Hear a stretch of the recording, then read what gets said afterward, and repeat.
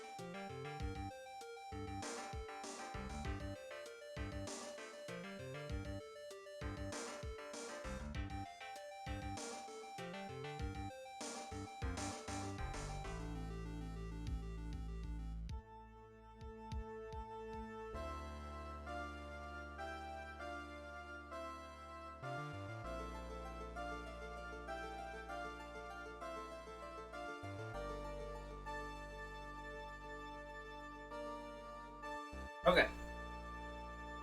I have a little bit of water.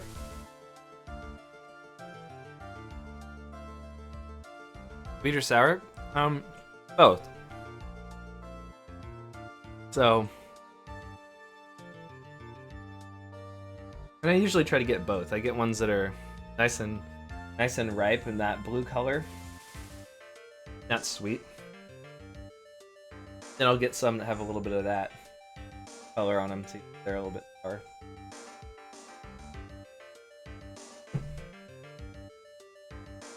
All right.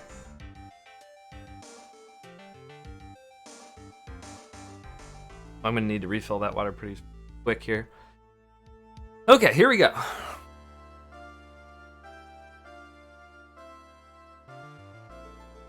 Court is now in session for the trial of Miss Maggie Bird. The defense is ready, Your Honor.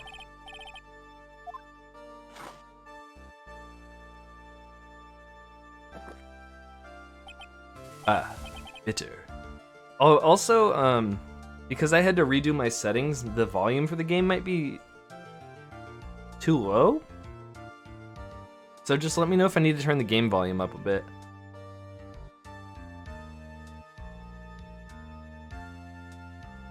Okay. Mr. Wright. Yes, Your Honor? Ah, What's wrong? nothing. It's just whenever I addressed you in a previous trial. In the previous trial, your response was, "You's talking to me?" It was a little, well, intimidating. No, that wasn't me. That was the phony Phoenix. I think this is the first time we see the defendant on the stand twice. Oh, the same person? Maggie Bird twice? You might be right. I see. So our trusty Phoenix Wright is back with us now, is he? Our trustee? So, Mr. Godot, your opening statement, please. Mr. Trite, whether you are fake or the real deal, we will find out soon enough through this trial today. But I can already tell you, I'm the real Phoenix Wright. I wasn't questioning whether you are Phoenix Wright or not. I was questioning whether you had studied law or not. You called him Phoenix Wright. That's what I intend to find out. There's no denying it. Behind that mask is a man who really hates me for some reason or another, and it Definitely highlighted the words, really hates me. That's true. It does. As everyone is aware, the court has already given its verdict on this case once. Therefore, I won't stand for irrelevant testimony during this retrial. Oh, yes. Yes, you will. I know you will. Because I hate this part of this trial. I think, or of this court case. And it's literally because it has a bunch of irrelevant crap in it. I'm pretty sure it's this part. Nor will I stand for a simple repetition of evidence presented in the last trial. not planning on repeating anything that phony me said, trust me. Now then, Mr. Godot, summon your first witness.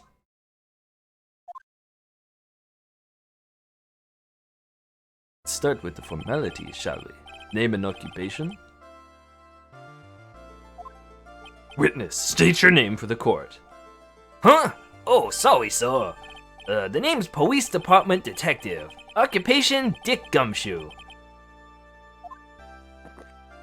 Other way around, detective. Huh? Oh, sorry. Anyway, I'm the officer in charge of this case since yesterday, sir. Since yesterday. Yeah, the guy who was on the initial investigation's tied up with another case now. I hope Gumshoe's really got everything under control for everyone's sake. I see. So, Detective Gumshoe, would you outline the court for the basic facts of the case? Yes, sir. The victim's name was Gwen Elg. I tend to write his name backwards sometimes, sir, but it doesn't seem to matter. He was a professional programmer. He was on the payroll of Blue Screen Inc., a local company. This is the victim's autopsy report. I feel like I'm doing his voice different. This is the victim's autopsy report. I don't know. The court accepts this into evidence. Died of potassium cyanide poisoning. And here are the floor plans of the restaurant. When the incident took place, the victim was sitting right here. The poisoned coffee was brought over to him by the waitress. The waitress being the accused. Yeah. The victim died from poisoning almost immediately after he took a sip of coffee. At the time of the incident, there were 2 other people in the restaurant. Mr. Gene Armstrong, the owner and chef, and a regular by the name of Victor Kudo. It still seems to be a very straightforward case to me. Arabian for a plan added.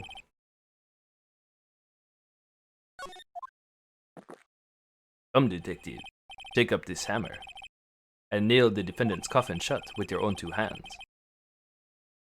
Now then, Detective Gumshoe, let's have your testimony. Yes, so...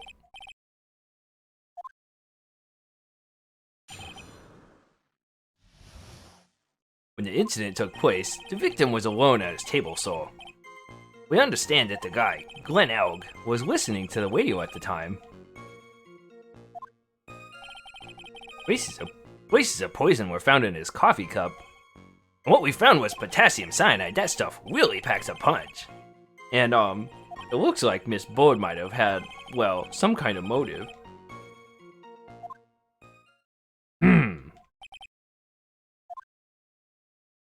Using the dark aromatic depths of coffee to conceal the poison. Classy lady. The facts of this case seem to be ironclad.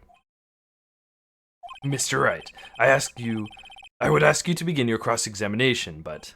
Yes? Please, no intimidation tricks this time around. Is that understood? I already told you, that wasn't me.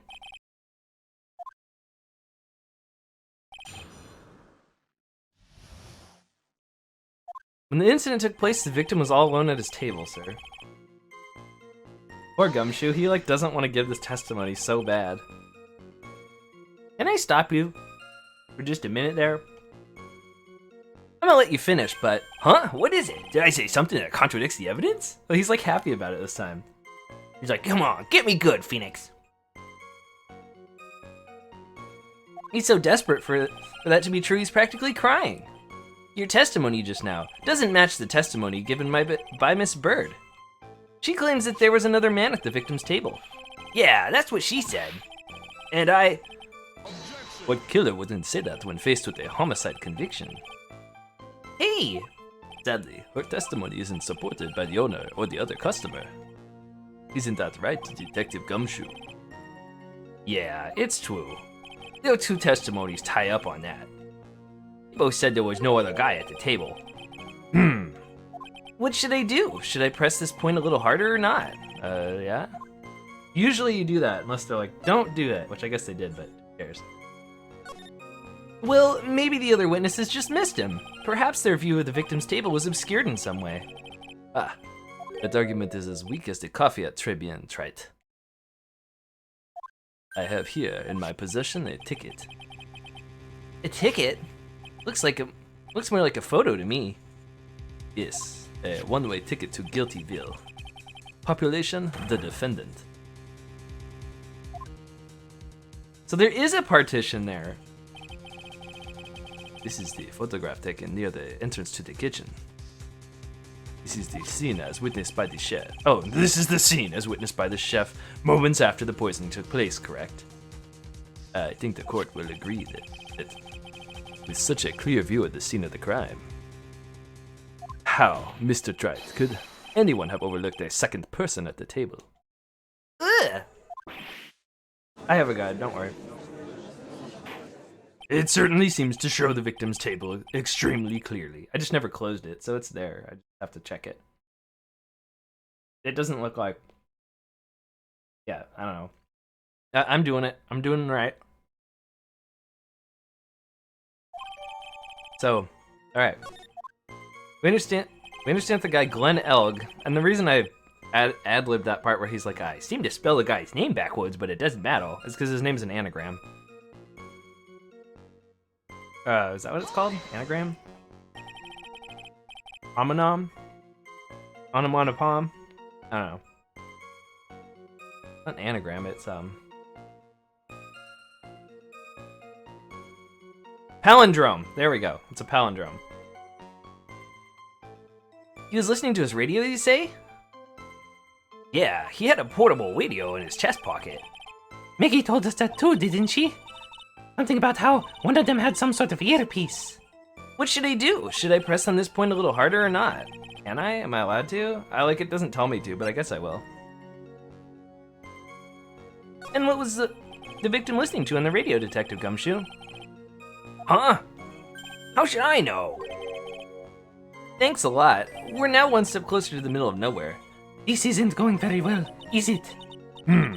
Detective, could you perhaps tell us about the poison and how it was used? Traces of poison were found in his coffee cup.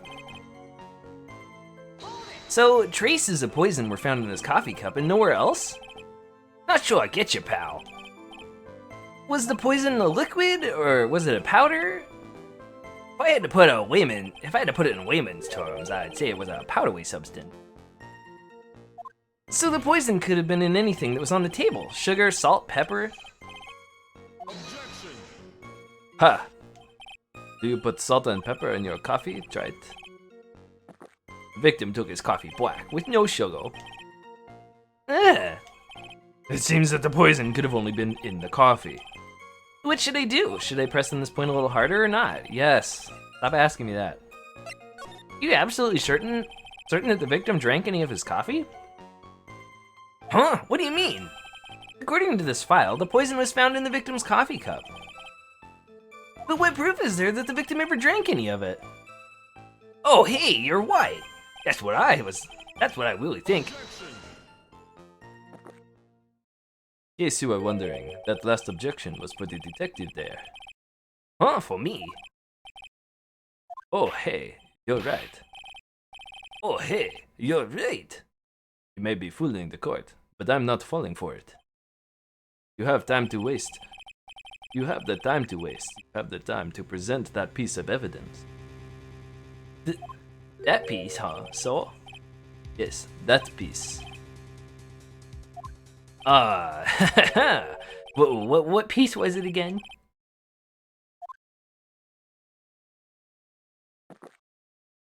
This. Should I be grateful this coffee's only hot enough to give me first-degree burns? Oh, now I remember. This is the, victim's coffee cup. Yes, the victim's coffee cup. Take a good look at the rim.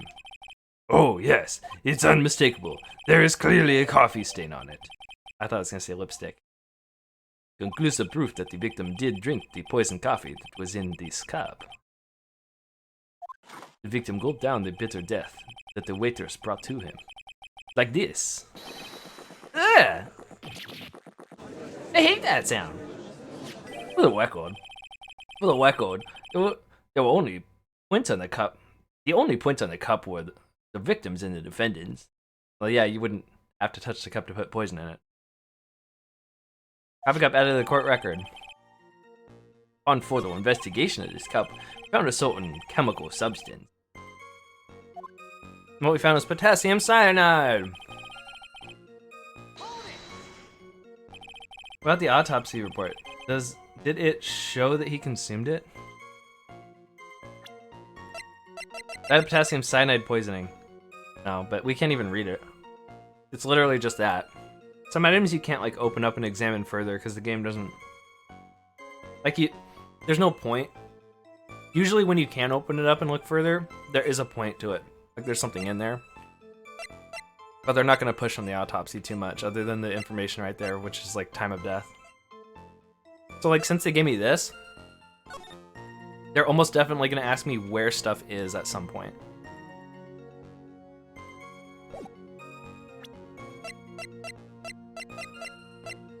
And that already came up.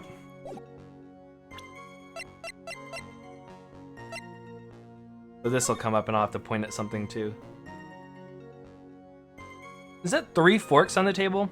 The heck?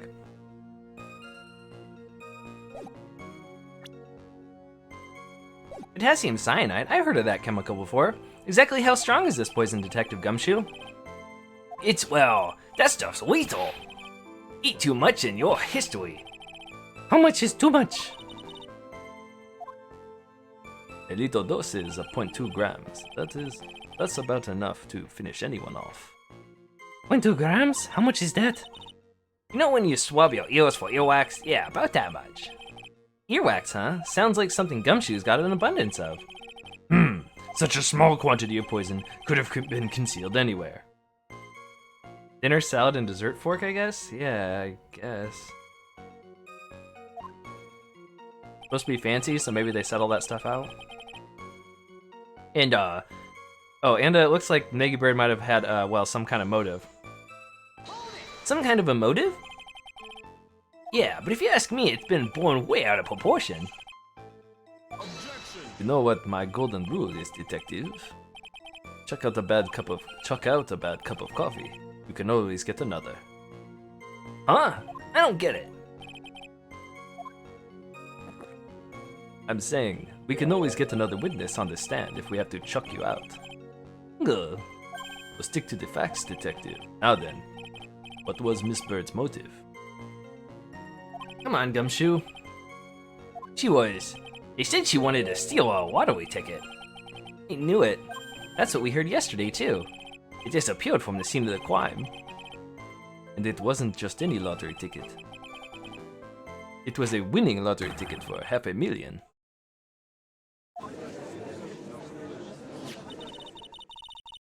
Mr. Armstrong knew about the ticket too, didn't he?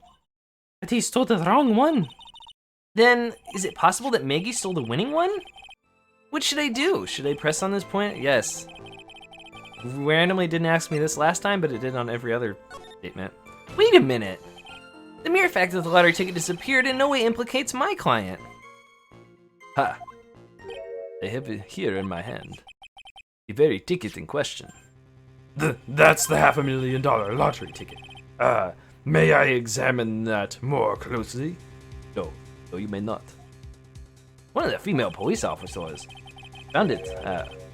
One of the female police officers found it when she was conducting a search Of the defendant.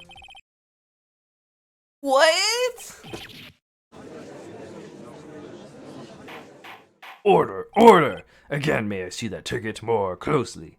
No, may not. This is the last time I tell you no. I see. Ha! He's quite a lucky bird, our little waitress. You will submit that ticket as evidence to the court, immediately. Now all my joking is wrong, because they actually did it. I better keep an eye on that ticket. The way the judge's voice is quivering. Oh, that's funny, they did it anyway. Victim's lottery ticket added to the court record. This ticket was presented to the court in the previous trial, too. But it feels heavier now, somehow. $500,000, you say? It's just a scrap of paper. What matters is where it was found, Your Honor. And that's on Maggie's person, unfortunately. I keep thinking what you're saying is canon. It kind of became canon right after I joked about it. That's enough. The facts of this case, or at least partially, the facts of this case seem overwhelmingly clear to me. The defendant had ample opportunity to commit the crime for which she is charged. Furthermore, it seems beyond reasonable doubt that she did indeed commit this crime. I like an old man who knows the score. There is also the matter of the $500,000 lottery ticket. That alone provides very credible motive. I mean, for that sum of money, even I might be tempted to bend the rules. You hear me, defense? Wink, wink. I don't have that kind of money. Don't mind an old man who is weak to the siren call of money. Not good, Nick. Evidence against Maggie is starting to pile up fast. Yeah, that's because the court has ruled guilty once already. I'd say it's about time to wrap up this repeat performance with one final, decisive piece of evidence. He's got more evidence against Maggie. This is the apron of the delightful Miss Bird. This is the apron the delightful Miss Bird was wearing at the time. Wow, that's not the cleanest apron I've ever seen. That stain looks like... It can't be blood, can it? Ha! Seems the star of our play was a little flustered and somehow spilled coffee on herself. The coffee? That's not exactly the first thing that caught my eye. Of course, the coffee stain isn't the most interesting thing about this apron. No, there's something else that stands out even more. Something else? I presume you mean... Of course, I'm referring to the pocket. The pocket? A search carried out right after the incident uncovered this. Potassium cyanide, the very poison used by the killer, was in her apron pocket. A bottle of poison in Maggie's pocket? Yeah. And Maggie's prints were the only ones on it. What? I always try to say what the same way with Phoenix. I don't know why. Order, order, order! Where's my blueberries? Why are you the only one eating them? The court will now accept these items into evidence. The apron added to the court record. Worn by Maggie at the time of the incident has small pockets but big stain. Potassium cyanide added to the court record. Has Maggie's fingerprints and such. There's something still bothering me, Mr. Godot. Why have you not explained the bloodstain to the court? That's his ketchup. Bloodstain? What bloodstain would that be? Don't play games, prosecutor. The bloodstain that's smeared all over the apron. That's ridiculous. No one told me anything about a bloodstain. You don't need to be told. Just look at it. Well, detective, could this stain really be blood? No way, Saul. It's just ketchup, so. Ketchup? You must have gotten some on a apron while talking to someone. Well, taking someone's... Wow, sorry. Something about gumshoe. I don't know, man. You must have gotten some on a apron while taking someone breakfast that day. You could have spoken up a little sooner, Detective Gumshoe. Well, it sounds like that again, and I'll have you drink 17 cups of ketchup with. Oh, I thought everyone knew what it was already. I haven't seen anything yet to make me doubt the last ruling I made on this case. The motive, the opportunity, and the supporting evidence, they all have been clearly established. Well tried. It seems you really are a phony after all. A big fat phony. Ah, you really know how to drive a man nuts. Witness, please continue with your testimony. Wait, what? He was just like, I'm done. Anyway, please continue. Describe for the court the crime scene and the findings of your investigation there.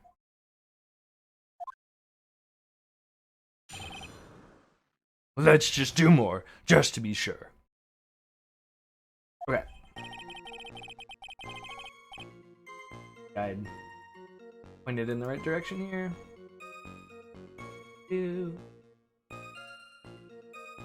The crime was reported at 2:25 p.m. by a kinda scary old man, so... Poor Maggie had passed out from the shock. It must have been real tough for her. The victim didn't have any identification on him, but we figured out who he was pretty quick, and then the investigation went smoothly. When Maggie was searched, we found the lottery ticket and the bottle of poison. Wait a second. He didn't know who he was because he didn't have identification on him. That means he probably didn't have his wallet? And why would he go to a restaurant by himself without being able to pay?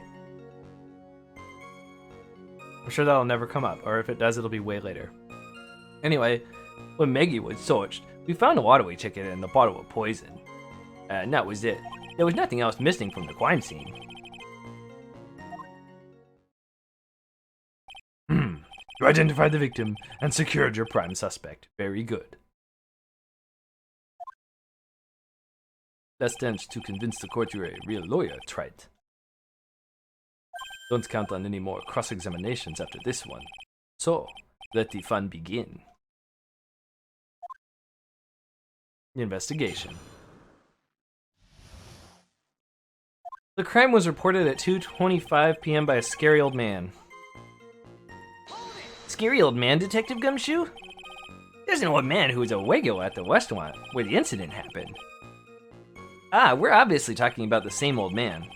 Officers were dispatched right after the report came in, but the old guy still made a fuss. What took you so long? Sorry. What took you so long?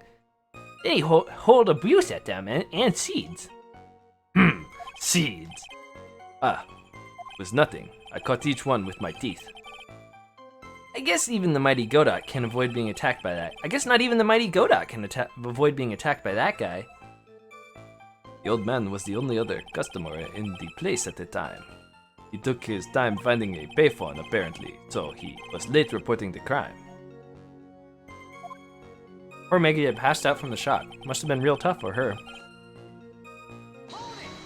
How long was the defendant unconscious for? The officers got to the crime scene around 2:40.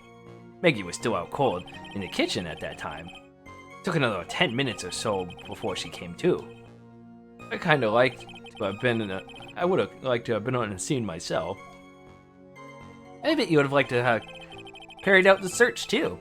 Okay, got weird real fast. I would have loved to see Maggie asleep like that. All pretty and peaceful. You're a professional detective, Gumshoe, not a professional bird watcher. Save the romantics for your own time, detective. All we need to know about is the investigation. Oops, I guess I'm pretty wet right now, aren't I? The victim didn't have any identification on him. Which would be huge for me, but... He didn't have any? Are you saying it was stolen then? No, I don't think so. Victim didn't have a driver's license or even a credit card on him, pal. All he had was 58 cents in his wallet. Yeah, how does he pay for anything? 58 cents? Yeah, I can't believe I found someone with less in their wallet than me, pal. So he did have a wallet. Just had 58 cents. Which still indicates that he went there with somebody who could pay. The victim sounds like he was a thoroughly miserable young man. Or some kind of outlaw. Why not give him a bit of an edge? I think I'm onto something here.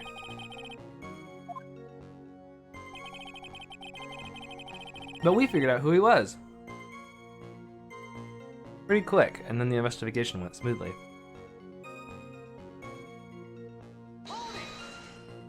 Wait a sec. Huh? Did I say something dumb again? Let me paraphrase what you just testified to this court. Victim didn't have any form of ID on him. That's basically what you said, yes? Yeah, basically. In that case, how were you able to identify the victim so quickly? Oh, that. He's so let down, he's got the whole sagging shoulders and puppy eyes thing going. There was a prescription bag on the victim's table with a lottery ticket. Seems Mr. Glenelg visited the doctor before he went to Trebien. We got the victim's name from the medical records of the doc who prescribed the meds. That's a reliable enough source for the court. What should I do? Should I ask him more? Sure, let's ask about the prescription bag and see if Dr. Hody did it. So, what kind of medicine was in the bag? Well, actually, the bag we found was empty. Huh? Yeah, completely empty. It was completely empty.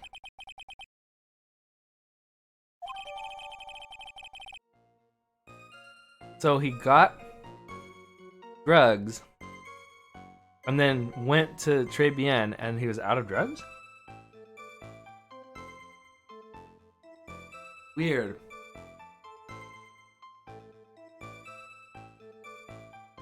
Like, I remember this case, but I don't remember the details.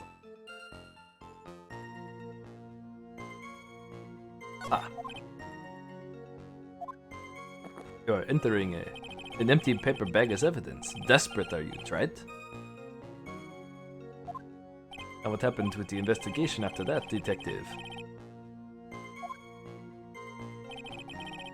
Maggie was searched, we found the lottery ticket and the bottle of poison. Oops, I meant to press that.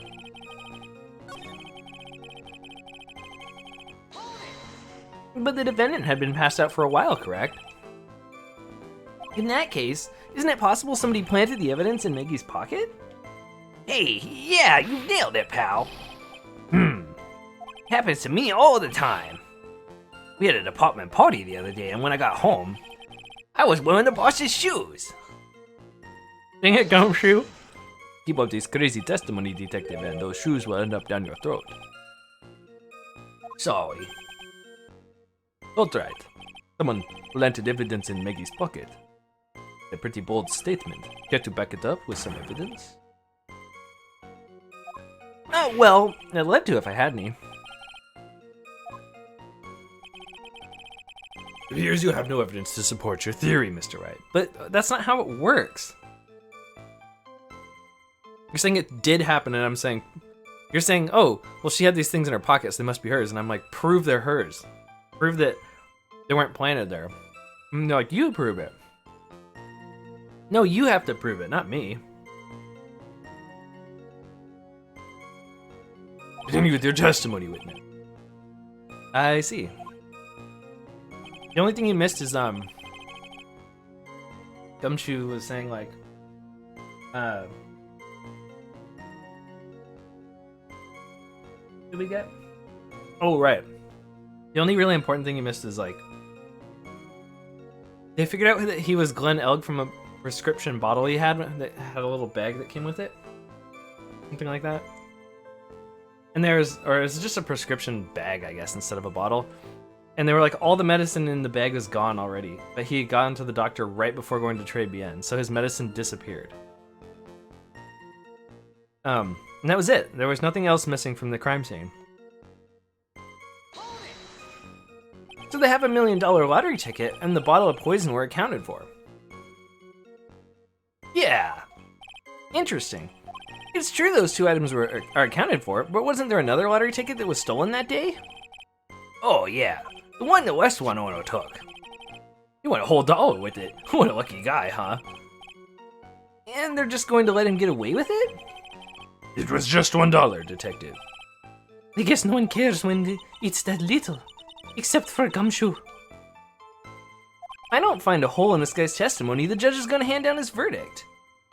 Gumshoe isn't giving us anything to work with. We can't find any contradiction if he doesn't give us something. Yeah, it's true. But Maggie and Gumshoe are like Dumb and Dumber. You know that movie with that dumb guy and the other dumber guy? Our only hope is that they were so dumb they missed something obvious. Come on, Gumshoe. Be the dumbest you've ever been.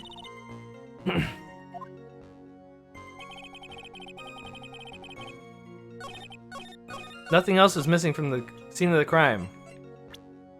The medicine? Prescription? Detective Gumshoe, I think I should point something out to you. There is just one small contradiction in your testimony. Oh, finally!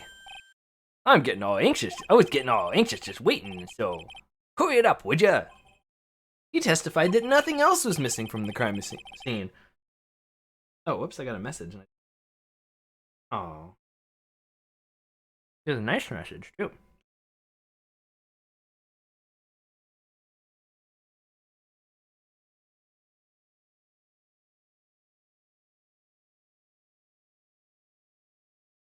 Okay.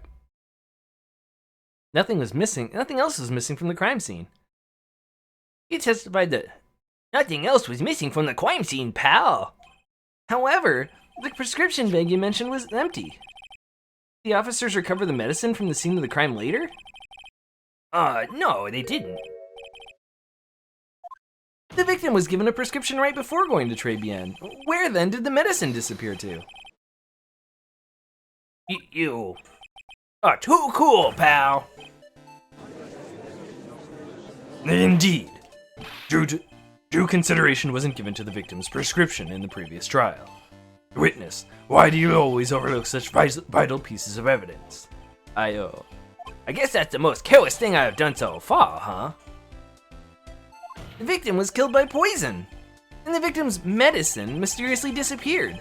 The victim's own prescription could have been the lethal poison itself. That's a really weird prescription, but alright. Order, order! Well, Mr. Godot, what do you have to say to that? That's all. What? Read for the court the name of the clinic on the prescription bag, if you will. That's what I was wondering. Is it like Hody Clinic or something? It doesn't even say it, and I can't see it. What's the clinic's name got to do with anything? New Ear Otolaryngological Clinic. Otolaryngological. Just what kind of illness was the victim suffering from? Mr. Godot. That's an ear thing, right? Hardly an illness, Your Honor. More like a bitter ear wound, you could say. A war wound. Wait. You did say war wound. Well, and I just said ear wound. The day before the incident, Mr. Elg found himself in a fight. Took a blow to the side of the head and ruptured his eardrum. Oh, I was still right. He ruptured his eardrum. I might have just remembered that from like years ago when I played this. Then, what on earth was the prescription he was given? It was a cream that was to be applied topically inside his ear canal, not to be ingested. What? It mentioned it in the autopsy report if you read the fine print. But wait a second. There's no A button. How can I read the fine print? They found traces of the medication in the victim's left ear. Yes, here it is, in very, very fine print. But I can't press A. Why can you press A, Judge? I can press all the buttons. I have a keyboard up here. I just kind of do this, and things happen. It seems Mr. Elg correctly applied some of the medicine while he was at Très Bien. But where'd the rest of it go? Therefore, it would be absurd to believe that he would have eaten his medication. But where's the rest of it? Why was it a one-time use ear thing? Is that true? Maybe it is. Erg. It seems that this medication is irrelevant to the case after all. And no. Nick! If we don't think of something quick, it'll all be over. She's right. But I can't get away with this with any old weak objection. What should I do? What's the medication issue? Only moments ago, Mr. Godot made the following statement. It seems Mr. L correctly applied some of his medication while he was at Très Bien. If that's the case, then why was the medication not found at the scene of the crime? But the medication in question was for topical use inside the ear canal. That doesn't change the fact that it could not be found at the crime scene. However insignificant it may seem, it's a lawyer's duty to pursue the truth. You know as well as I do that the medication is irrelevant. Hardly seems like the prescription drug would contain potassium cyanide. Maybe his ear needed some potassium cyanide, who knows? It hardly seems likely that the coffee was the coffee the waitress served would contain it either. But it did! Its possibility is undeniable. Ah, we should have tested the bag. That's enough. Mr. Godot, is the detective the only witness the prosecution wishes to call? My mask is smoking, haha. Mr. Godot. I got my own witness I'd like to call, so. It's the old man who was there at the West one on the day of the moto. Victor Kudo, the pigeon hater? Very well. The matter of the disappearing medication seems little more than trivial at best. However, it wasn't explored at all in the previous trial. And that is something that bothers me. Yay, good job, Nick. The court will now adjourn for a 10-minute recess, after which we will hear the prosecution's next witness. Ha! I suppose this means I just have to finish you off in my last 6 cups. Court is now adjourned for recess.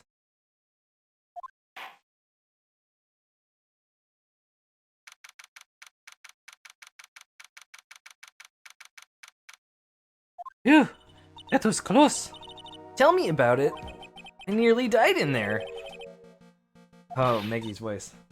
That's my line, sir. That's my line. That's my line, sir. No, it's my line. I think I really did die a little bit. Looks like we all nearly died in there. That kind of sounds like pain.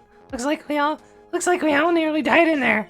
I can't believe Detective Gumshoe. How could he betray us like that? Huh? He said he'd help. He said he'd help me. But he totally set me up. I don't think he meant to do that, Maggie. He was backed into a corner. I mean, the guy's got to do his job, right? It's okay. I know all about lies and betrayal. There we go. There's her voice. I've had them my whole life, but it really hurt me this time. Felt like someone punched me hard in the stomach. Oh, and I hate that guy. I don't think I ever want to see him again. Poor Gumshoe. So the next witness is going to be the old guy from the park, right? Yeah, Mr. Kudo, lover of waitress outfits and projectile seeds. I bet he's gonna be really stubborn. I mean, he's pretty set in his ways, you know. Yeah, he's a big old grouch. Are you sure you're going to be able to handle him, Nick? Yeah, I can take whatever he throws at me, even those never-ending bird seeds. Oh. Well, I think this is the worst part. I think, unless it comes later, but I'm pretty sure this is it. I hate this part. Court will now reconvene for the trial of Miss Maggie Bird. Mr. Godot, your next witness, please. The prosecution calls the lucky old-timer who cut the show over a cup of coffee. Would the witness please take the stand?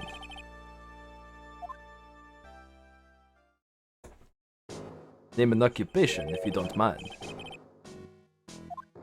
Name's Victor Kudo, born and bred in the land of the rising sun. Honor and duty will make me. Mind you, I can be quite emotional at times too. I don't remember his voice, but it's some old man voice. I don't know. We don't need to hear about that, Mr. Kudo. Just tell the court your occupation. My occupation? Listen, youngin'.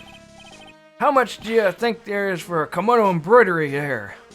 How much do you think there is for kimono embroidery here? He doesn't have a job, so he's already offended that I asked what his job was. Kimono embroidery? That's what I do, or did back in Japan. Or the America, or wherever the crap he says in the original Japanese. I wonder what he says in the original Japanese. I embroidered a family crest on kimonos. My ancestors were embroidering kimonos before this country even existed. Wow, a real craftsman. You're a dying breed. Morning sun. Translates to sunrise land. Yeah, I'm pretty sure. Hey, maybe he could embroider my costume sometime. Anyway, like I said, there's not much demand for that kind of thing here. I had to take a job working for the cash register at a burger joint, pretending to smile. That burger joint would have been better off putting him in the kitchen. Now then, witness, were you in the restaurant at the time of the incident? Oh yeah. I have no idea. He's wearing like Japanese clothes, so I'm assuming he's like, nobody embroiders their clothes anymore or something like that. I don't know. Oh yes, I was eating some seeds over a cup of Javachino. Seeds. What do you think these are, I see. You saw everything that happened, Gramps. Did I? Oh yes I did. I saw it all. Then please tell the court. We are all ears. Sure. I'll tell you everything. He's really getting into this. What I witnessed. The young man was reading the sports paper.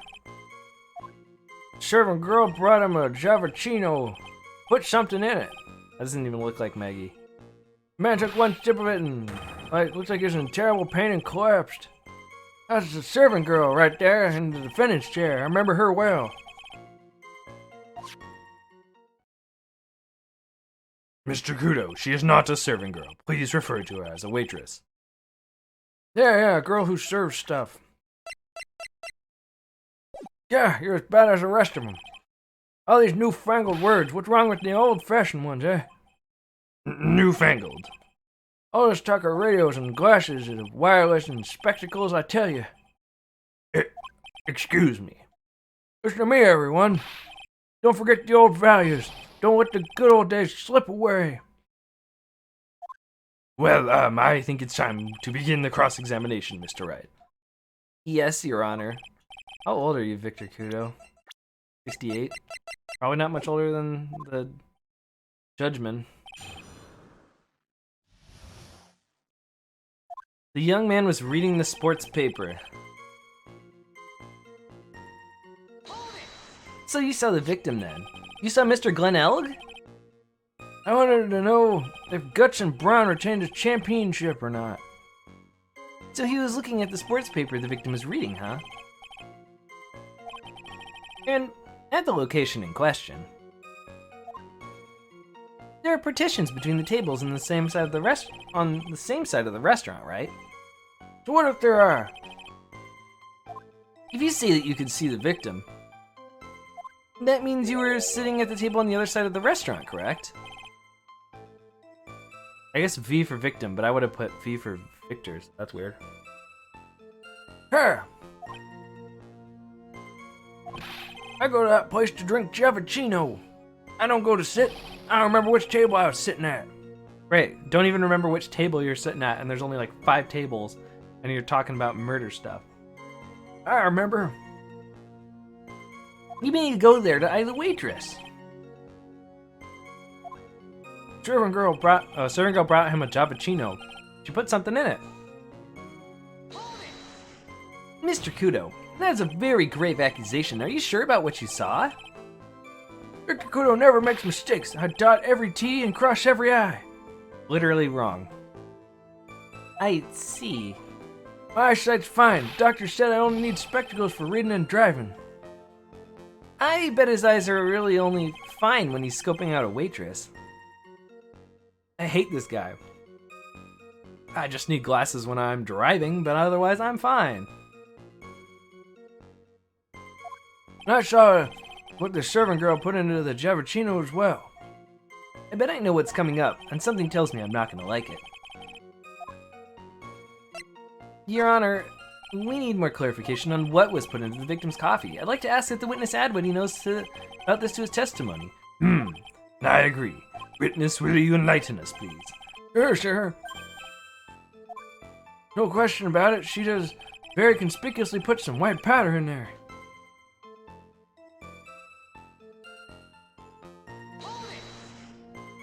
Did she really put that into the coffee? You doubt me, boy? She took some out of a small brown bottle and sprinkled it in. Couldn't she have been adding sugar? Sugar in a small brown bottle like that? Like that. Witness, could you please describe the bottle in more concrete terms? A bottle like this, perhaps? Oh, there it is. That's the one. That's the bottle of potassium cyanide, I presume. So, what did the accused put into the coffee? I think it's clear, don't you? Arg! And then took one sip of it. He looked like he was in terrible pain and then collapsed. He took just one sip? You youngins, you waste everything. Those Javachinos cost $8. In the good old days, we would have drank every last drop, eaten a cup, and then died. Congratulations. You have earned the title of battiest man to grace a courtroom. So it was an immediate death. Well, with potassium cyanide, I suppose that is possible. Oh yes, he slumped over without so much as a twitch. I felt a Javachino I'd just drank turned sour in my stomach. Oh yes, I know that feeling. And the waitress, I presume she is... Servant girl right there, I remember her well. You said I remember her well in reference to the waitress. Did she have any particular features that you can identify her by? Particular features? It's a disgrace, that's what it is. Sorry? You could see all the way up to her, you know, she's practically naked in that uniform. So the particular feature you recognize about the waitress is her outfit? But anyone could wear just such a But anyone could wear just such an uniform. Even me. Phoenix typo, ace typo. Mr. Wright, please spare the court any further mental anguish from that image. Don't get all excited, Nick. Got to keep yourself together. I guess I got a bit carried away. There's other things I recognize about her too. He seems pretty sure of himself. What should I do? Let's press harder. Sure, you saw the waitress take the coffee over to the victim. But what matters is whether the waitress is Maggie Bird or not. Quite right. Mr. Kudo, these other features that you recognize about the defendant, I would ask that you add them to your testimony. Sure. There's a ribbon in her hair, and her apron straps were loose. You do seem to remember several details about her appearance. But what about the most crucial detail of all, her face? Yeah, as if I wouldn't remember that. The witness noticed the straps on the accused apron. He is unlikely to make a mistake about her face. That's right, I can even tell you the color of the ribbon in her hair. It was red. So you see there is nothing wrong with the witness's eyesight. There's no doubt he remembers the waitress pretty well. What should I do? I get the feeling there's something more to this somehow.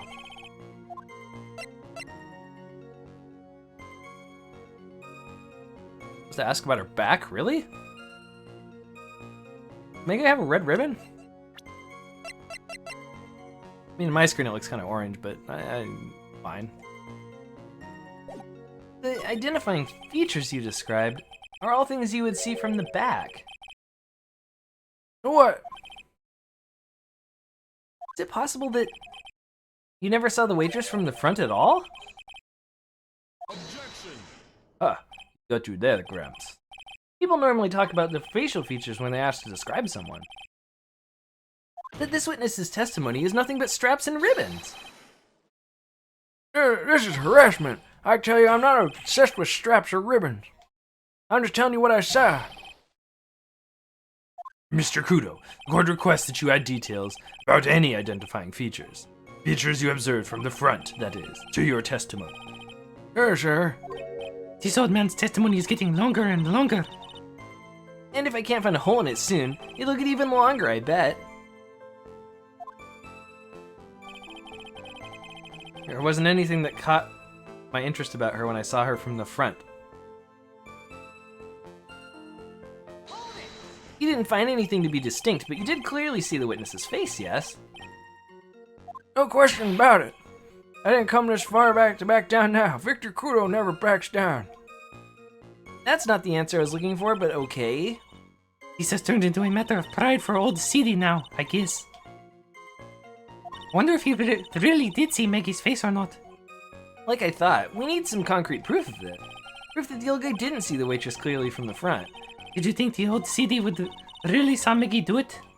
Well, he probably had his eye on the waitress the whole time. That's why he was there. But he was there for the cute outfits, right? Not for the waitress. I guess? She makes a pretty good point. Hey, did I just say something clever? I wonder if the waitress Mr. Kudo saw really was Maggie. That's what we have to figure out, Nick. Okay.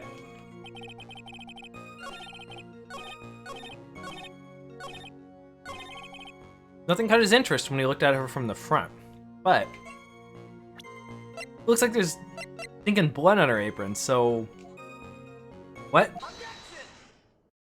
Mr. Kudo, I'd like you to take a look at this. Ka, that filthy thing would suit a filth like you just perfectly. Actually reminds me of what my grandson looks like after he's done eating. Have you ever seen this before? What does that smell? Smells like fried Taco Bell or something. I don't know. Someone's got something. What? Of course I haven't. You think I'd forget something as dirty as that? Well, you half-witted clat.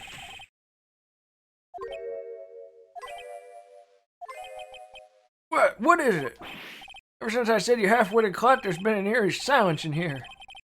Mr. Kudo, this apron.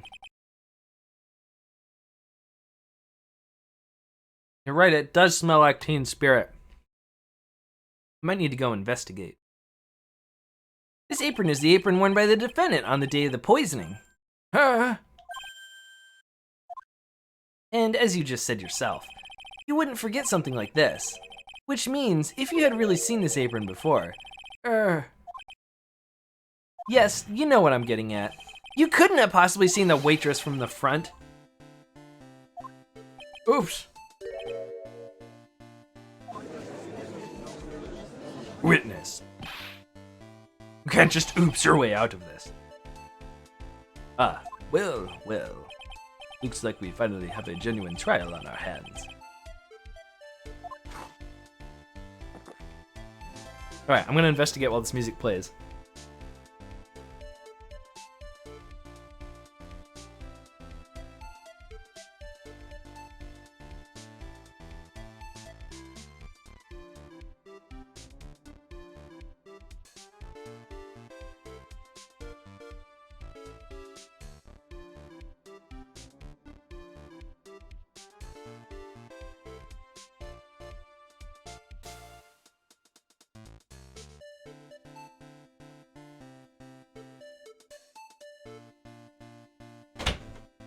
My nostrils.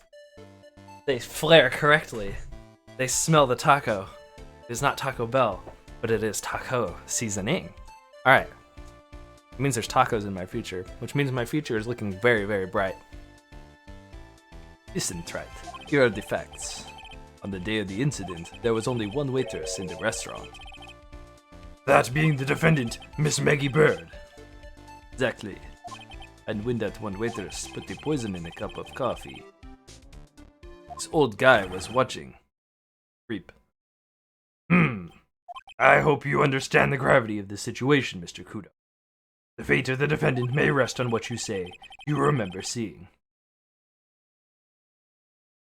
Tell the court exactly what you saw, Graham.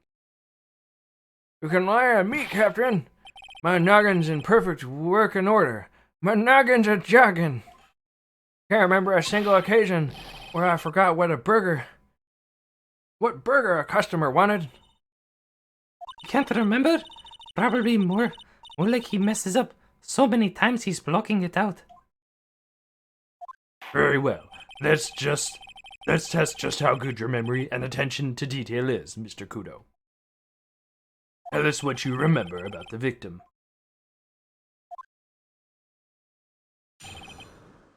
But I can make you laugh. About the victim. I hope they use the more upbeat music, but they probably won't. Yeah.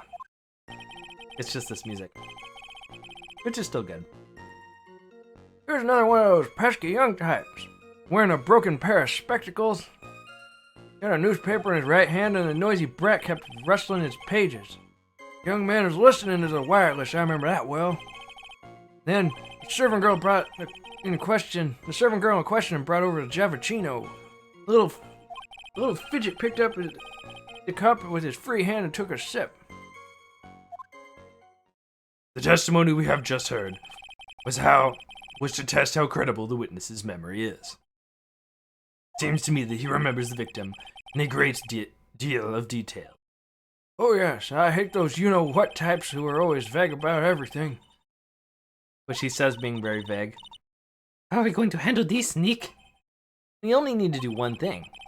We just need to prove that this old man's memory is shot. Just trip him up, you mean? Isn't that kind of cruel? I suppose, but it's what I do best, and he deserves it. About the victim. Another one of those pesky young types wearing a broken pair of spectacles. Spectacles? Got glasses to you. One of the lenses is green, but the other was broken. Newfangled rubbish, that's why I remember him so well. He did have some kind of scouter over his eye that let him see people's power levels. Oh, I didn't read it like that. But I wouldn't have called it a pair of glasses. He seems to have been wearing some rather modern-looking shades. Or shade. Perhaps I should take to wearing some and rival Mr. Godot's sharp appearance. Ah, you better come up with something sharp and quick. Guess I'll have to wait and see if I should challenge him about the spectacles. And a newspaper in his right hand, and the noisy brat kept rustling the pages. The newspaper was a sports paper, was it? Hey, young hooligan, I nearly asked him, can't you even read without fidgeting, How was I supposed to be able to read the back page with all that rustling going on?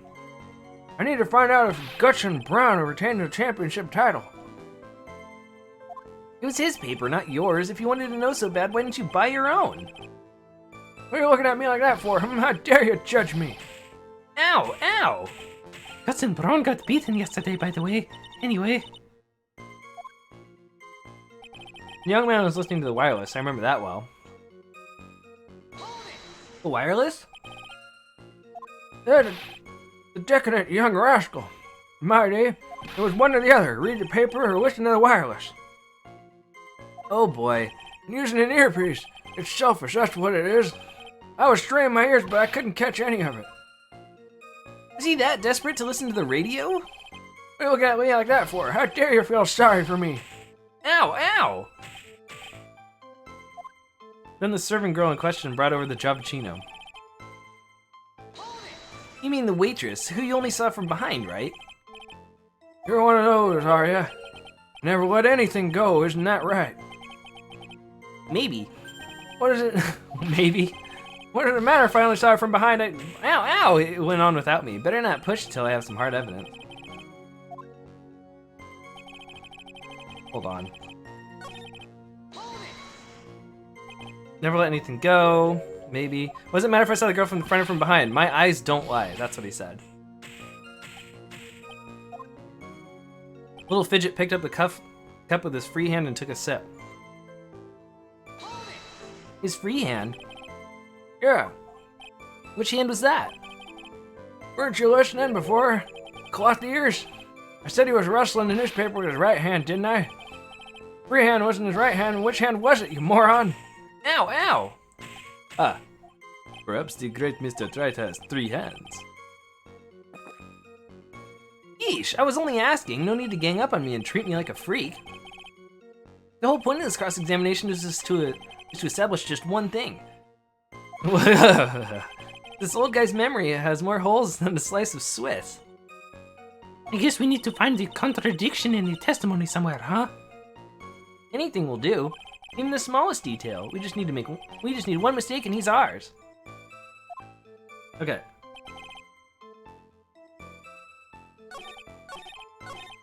Oh, dang it.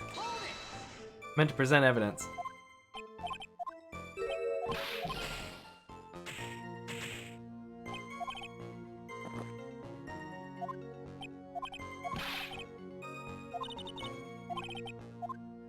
And it was on like the longest dialogue thing that I've screwed up. Okay. I don't really know. Covered in the victims and Maggie's finger.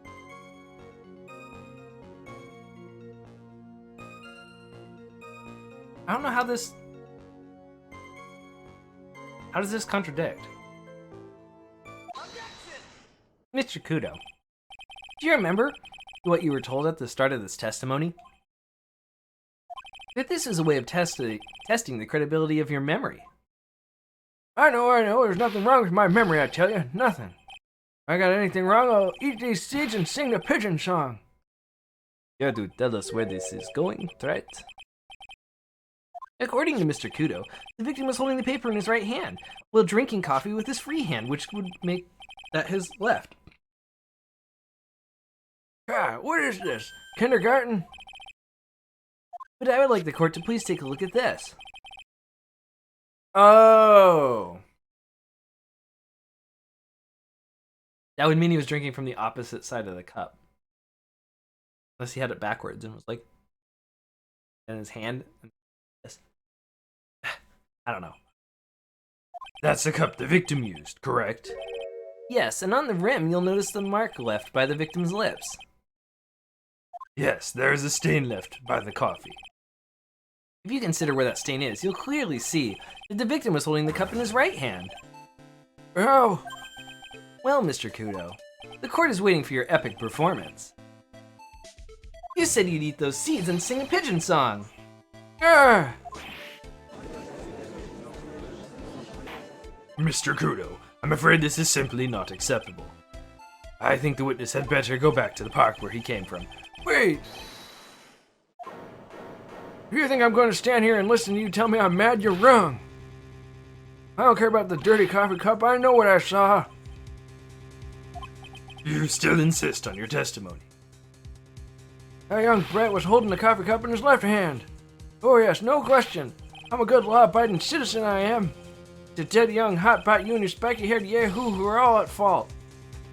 That dead young hotbot and you spiky-haired yahoo, who are at fault.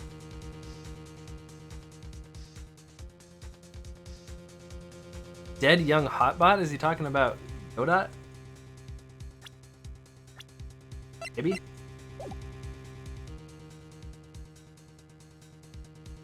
Who, me? Thank you, old man. We've heard quite enough from you already. Don't call me old man, old man. Been around for 68 years I have. You can't ignore me. Listen to what I've got to say. I'm sorry, Mr. Kudo, but... Sure, why not hear a little more? No! Mr. Godot. But this is my 16th cup of coffee, so this is your final stand. Thank you, Captain. You can rely on Victor. I assume so too. He called him a dead young hotbot, though. He called him dead. I don't even... There's the other music that I like. Got a little more oomph to it.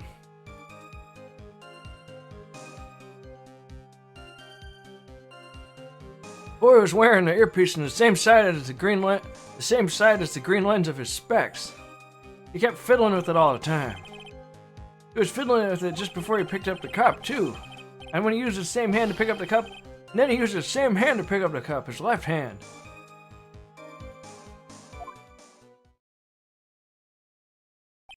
We know that the victim was wearing an unusual monocle over his left eye. It wasn't a monocle, Your Honor. Scouter to scout out his opponent's power level. They are over 9,000. You are obligated to break it in your hand and scream about it. It was a small computer monitor often used by programmers. Monitor? A monitor? You mean like a television screen? The incident inside of the lens is a screen that displays computer data. It's called an HMD. It's a common tool in victims' line of work. HDTV, DVD, CD, Blu-ray, Betamax, Laserdisc, compact disc, Wait, oh, I already said CD. vinyl. One of those third size vinyl? I don't know. All these newfangled letters drive me mad, but they don't matter. I know what I saw and I'm telling the truth.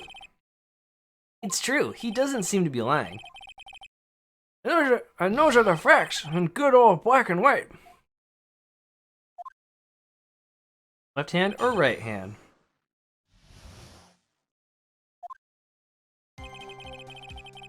Oh, he's wearing the earpiece on the same side of his head or whatever.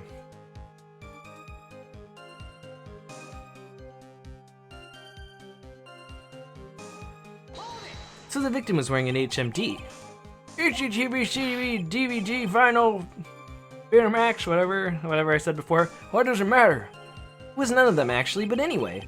And you're sure that he was wearing the earpiece on the same side? No question. I could only see the side of his head from where I was sitting. Yeah, that's pretty obvious if you look at the floor plan. From the opposite table, we'd only have a view of the side of the victim's head. I kept fiddling with it all the time. Seems you kept an eye on Mr. Glenelg. They're getting on my nerves. Rustling that newspaper and fiddling with his earpiece all the time. Then he went and made all the fuss about dying from one sip of Javicino. Who does that? I yelled at his corpse like you'd never seen before. What did I say to him? Call down, you young brat. Looking at him made me suddenly beat up my CD and I could have choked. So I take it the victim was a walking ball of nervous energy. He was fiddling with it just before he picked up the cup, too. The earpiece you mentioned. Which hand did the victim touch it with? You're one of those people, aren't you? The type that uses your left hand to get things out of your right pocket. Rests your left cuff with your right hand. And when the tour guide says on your right side, you'll see the famous blah blah. You're the only one who deliberately looks left. Well, aren't you? No, I didn't mean... Obviously, he used a hand on the same side of his body that the earpiece was in. Ow, ow, ow. If he had the HMD on his left side, then that would be his left hand, I guess. I'm gonna use the same hand to pick up the cup, his left hand. Oops, hold on.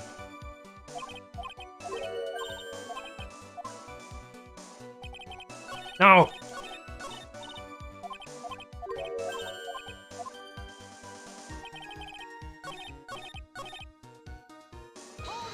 You seem very sure of yourself, Mr. Kudo. That's because I know what I saw, no matter what tricks you try to play on me. It looks like you really did see the guy picking up the cup with his left hand. This is a dead end.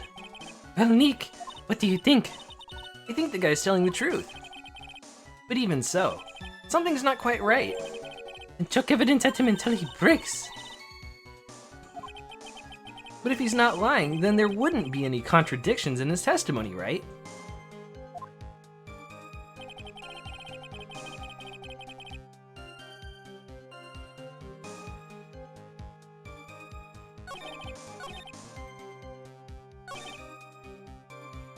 It literally says, just like present crap to him and he'll just break. Like, there's no other part of the entirety of Ace Attorney that I know of where you just chuck evidence at somebody and you're like, whatever, and that advances the story. What?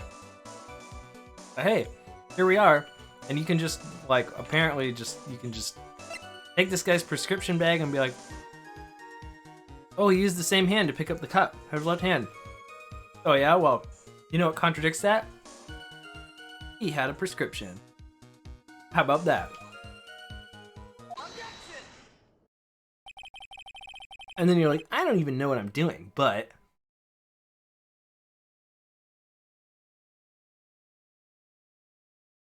Did he come back?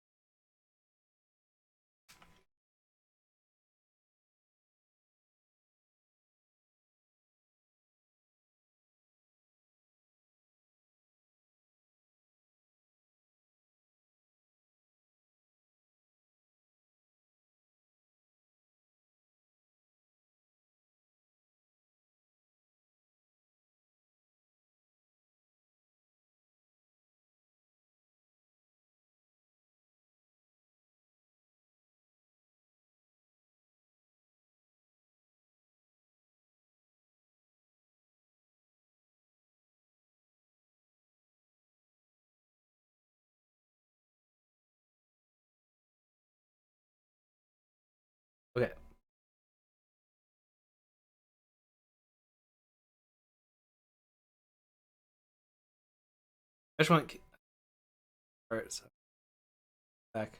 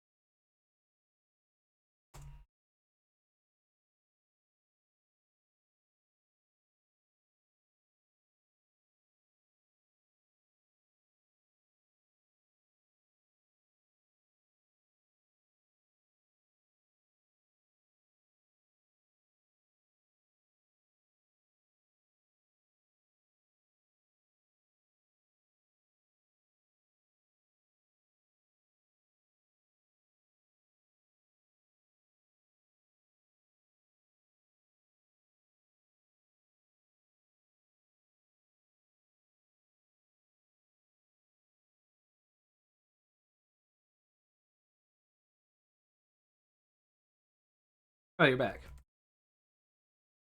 Okay.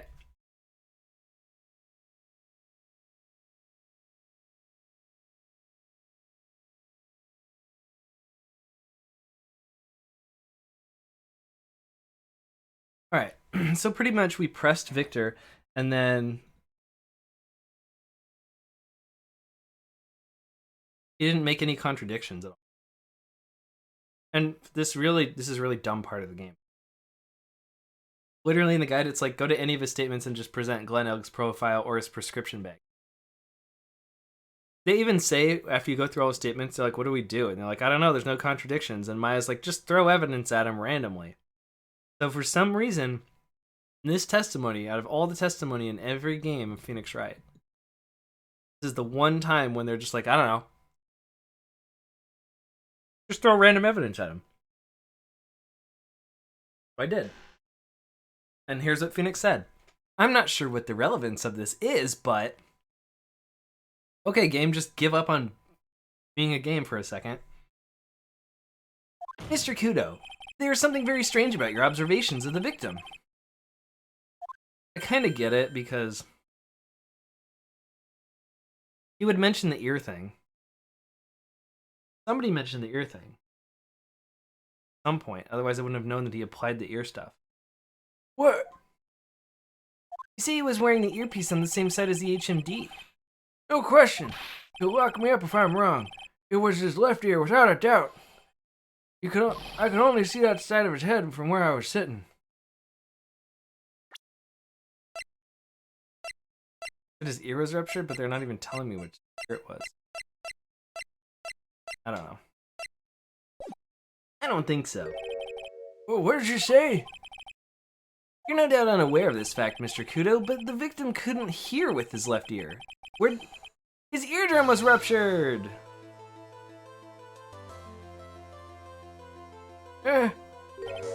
Traces of the medication for his condition were found in his ear canal. That's right, it's impossible for it's impossible that the victim was wearing his earpiece in his left ear because he couldn't even hear in that ear. But it looked like it was made for his left ear. What was he supposed to do? Is that true, Captain? It is. Pie. Hi, pie. Pigeon. Pretty pigeon. Is that his pigeon song? Order, order, order. Please stop this. This witness's testimony is completely unreliable. He only saw the waitress from behind. And he claims the victim was wearing an earpiece when we know that his eardrum was ruptured. Well, Mr. Godot? A single drop of milk is all it takes to destroy the pure black magic in the cup. This old man, he's my drop of milk. Captain, are you calling me a drip? This is the victim's coffee cup, in which the potassium cyanide was found. The mark on the rim clearly shows the victim picked it up with his right hand. I like this music. I never back down. I know I'm right. This lad drank the Javachino with his left hand. Let me put you out of your misery. Clearly, the victim used both hands. Took a sip with the cup, right hand, and switched to his left. That's what the old man saw. Impossible. The witness has already testified on numerous occasions that the victim died immediately after taking just one sip of coffee. Which hand the victim used to pick up his cup is irrelevant, Your Honor. Facts still stand. One hand or the other. Mr. Elk drank the poisoned coffee. Like this. Sadly, Mr. Godot, that doesn't wash. The point of this testimony was to establish whether the witness's memory is credible. And the results are clear. The testimony given by this witness is useless.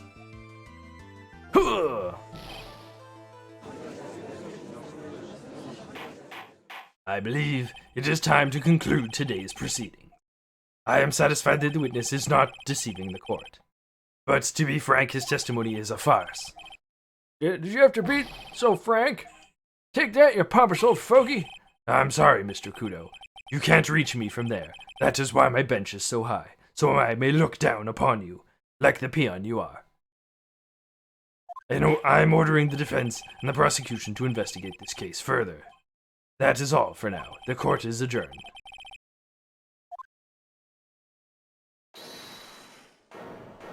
Wait! If we stop now, where does that leave me? Leave you, Mr. Kudo. Thanks to you, that blue-suited young upstart over there, I'm just a bumbling old man who can't even dot his T's or cross his I's now. How is your bad memory my fault? I'm sorry, Mr. Kudo, but there's nothing I can do. I kept my mouth shut until now. But there's something else the court should know. What? There's more? To be perfectly honest, it might not be anything. But I want another chance. I want another crack at you, you young shark. Me? He's looking at me like I'm some sort of evil shogun. Well, everyone, what do you say to one final showdown? Final chapter in this eccentric old man's scrapbook. Sorry, Gramps. I've already had my 17th cup of coffee. What do you got to lose, Captain? I'll give you all the Javachino you want if you come over to my house after the trial. Maybe 68 years old, but Victor Kudo is still a man. That's enough, witness. I believe it will be quicker for the court to just hear your testimony. You bet. Much, much quicker. I can't believe this is happening. Ha ha ha! You better get ready, youngster. I get the picture. Just quit throwing those seeds at me, would you? He's got to be using some sort of infinite ammo code with that box of seeds. We're in a video game. Final showdown. Because this guy just won't go away. Even when everybody's like, Please go away. yes? Dude. Alright, I'll be right back. Yes, that man is clearly a peon.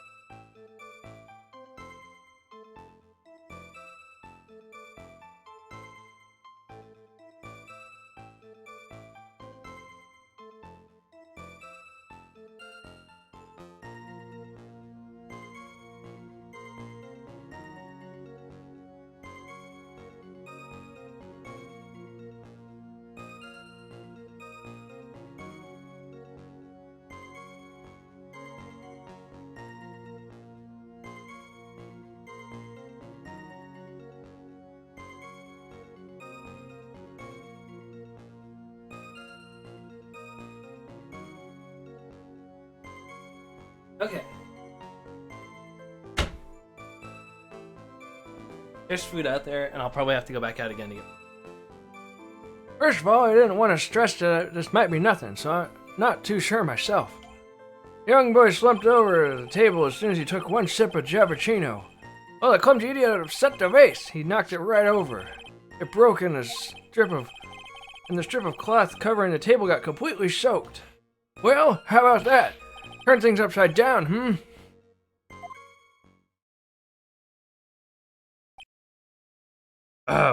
Is that all? Yes, that's all. I remember it perfectly. Yeah, you're doubting me again? You're doubting a poor old defenseless man? No, we're not doubting you, Mr. Kudo. Don't you get the feeling that there's a question hanging on everyone's lips, Nick? Yeah. So what? Probably. That's all I can think of, and I have to cross-examine this guy. You're a bird brain, that's all you can think of. That's why that's all you can think of. What's with this bird guy and Maggie Bird being in the same? Because he hates birds? Is that the joke?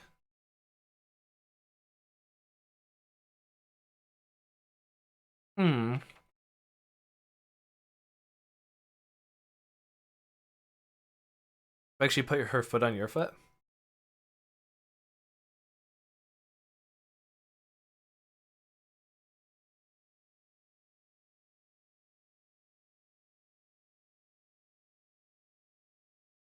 Very well. Mr. Wright, your final cross-examination, please. The final showdown.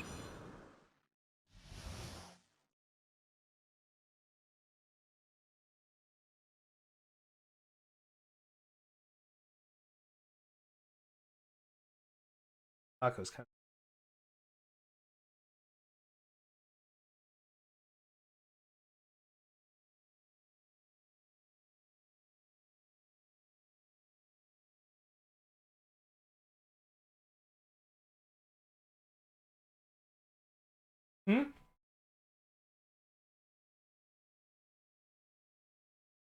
Okay, I'm gonna do this final showdown thing, and then I'm gonna go get more food. I might take like a longer break for that. This might be nothing. I'm not too sure myself. The court generally prefers the witnesses are sure of themselves, Mr. Kudo. Noisy brat! I'm warning you, I'm more savage than a macho man, Randy Savage, right now. You won't beat me with that testimony. With this testimony, this is the final battle. Ow, ow! He's chucking those seeds harder than ever. I better be careful. Come on, Nick. Nail him. If I had a giant seed, I'd smash him with it. The young boy slumped over on the table as soon as he took one sip of his Giabicino. The court had already heard that testimony, Mr. Kudo. I know that, I was just setting the mood. How else am I supposed to build up the suspense, huh?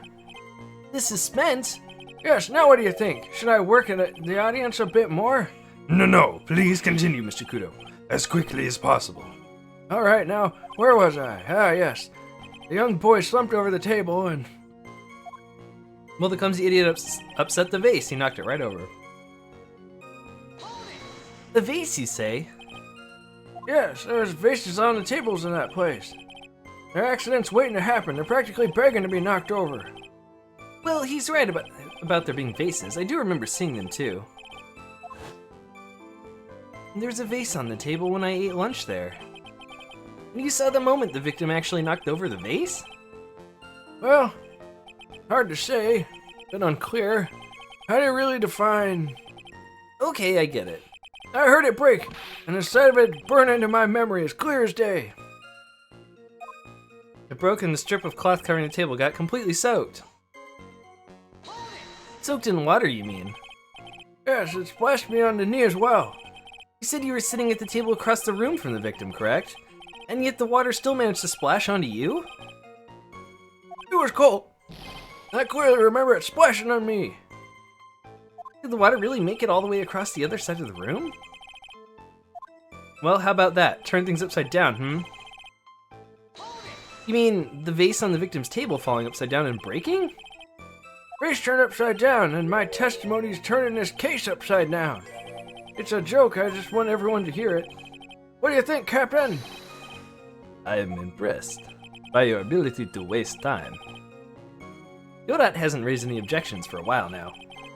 So you young show off with that scrap of information, I'm throwing down the gauntlet. If I lose this one, I'll take it like a man and admit defeat. He's really giving you the evil eye, Maya. It's you he's looking at, Nick, not me. It's like he's saying, I triple dog dare you to find a contradiction, young'un.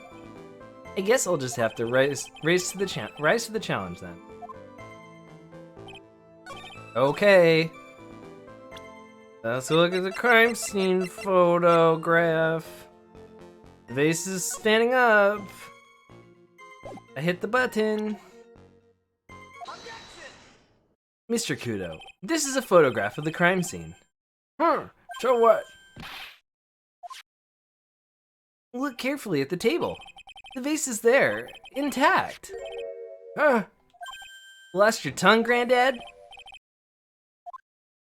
I'm no granddad of yours, hopscotch. Ow, ow! Enough. If you throw any more seeds in this courtroom, the cleaners will be here all night. What is it now? I didn't press any button, he just interrupted the judge by screaming. I just remembered something. Yes, go on. Broken vase. It was on my table. What? Well, you see, it startled me when that young lad collapsed. So I stood up. That must have been when it fell over. The vase on my table, I mean. The vase on your oh, whoops. The vase on your table.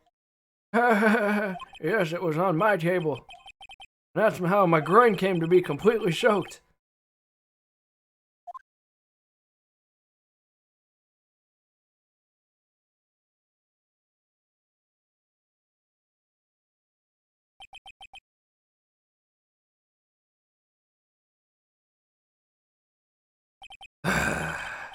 Thank you, Mr. Kudo.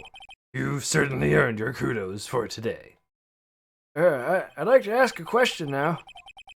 Have I been in any use of all? Have I been any use at all? Perhaps that's something you should reflect on yourself, Mr. Kudo. Wait a minute. If that's the case, there's more. I've got more to say. Yeah, I know. Yeah. Oh yes, I remember something else. Bailiff, escort the witness out of the courtroom. Wait, listen to me.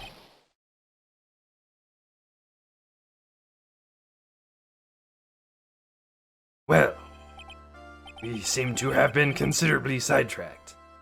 It's like we were trying to scam him and he just kept going and wasted like an hour of our time before we realized that he was just there to talk.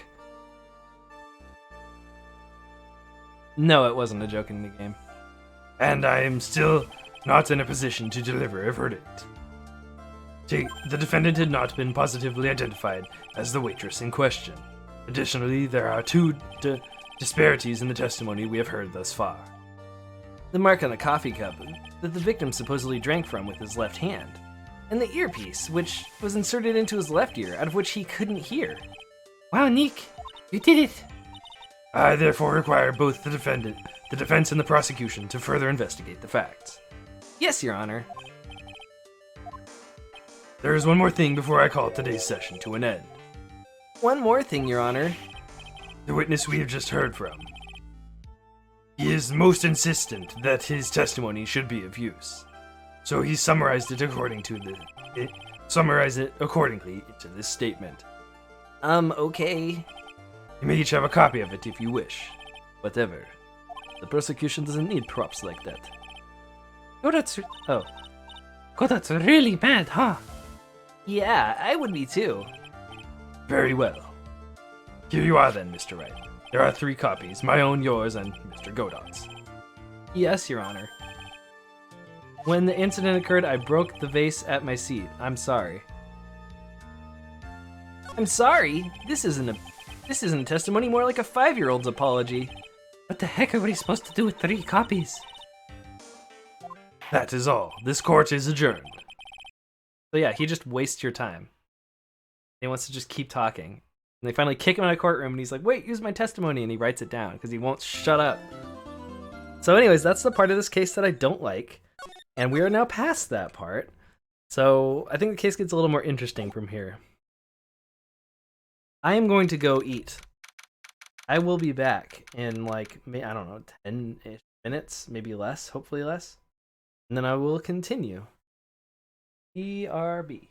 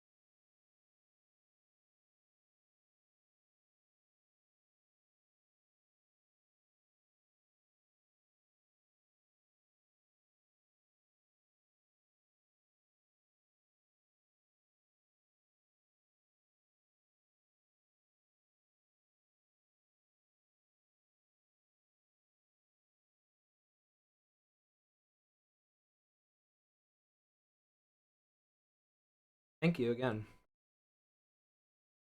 It needs 4 players, and we only have to wait. But it will be played.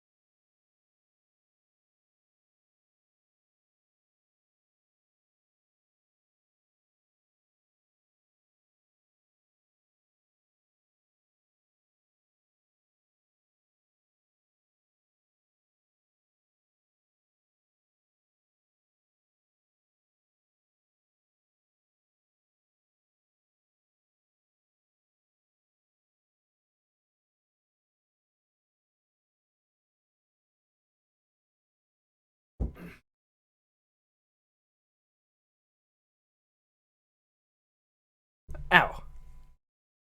Alright, I'm back.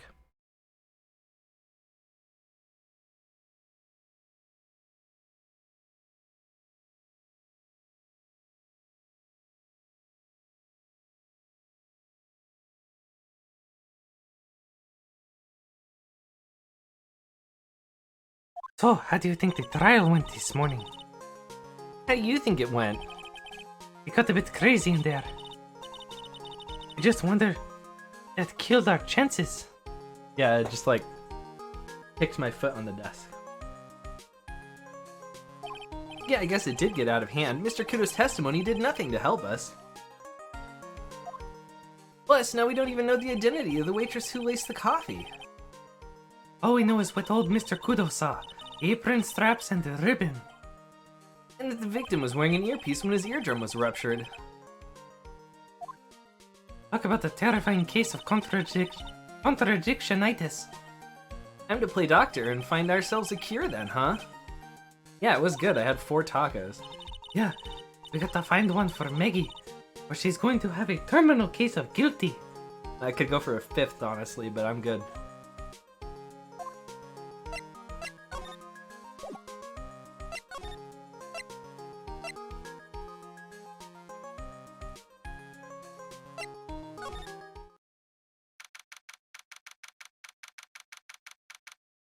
I guess Maggie's still in questioning. But we've got questions to ask her too. Maggie! Maggie! Keep it down, Maya. This isn't a playground, you know.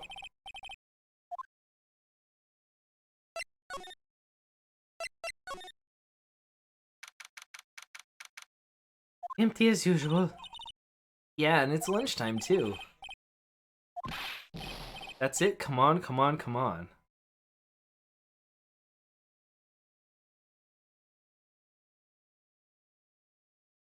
I don't know who that is.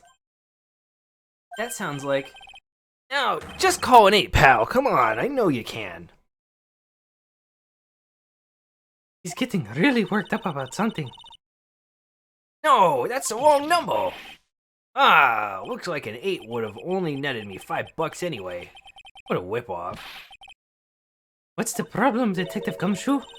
Huh? Oh, it's you. I was just listening to the radio, pal. the radio. Hey, Detective Gumshoe's having lunch here. He is, and he's having the twin tea set. Oh, what can I say?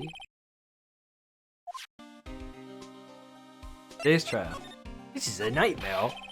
How am I supposed to look at Maggie in the eye now, pal? I don't think so. I don't remember. Gumshoe. This is the last game that Gumshoe's in, if I remember. You really drove her into a corner, you know? You always blow apart my testimony. Why of all days didn't you do it today? Sorry, there just weren't any holes in it for once. Yeah, what happened? Usually our testimonies are like Swiss cheese. Swiss cheese?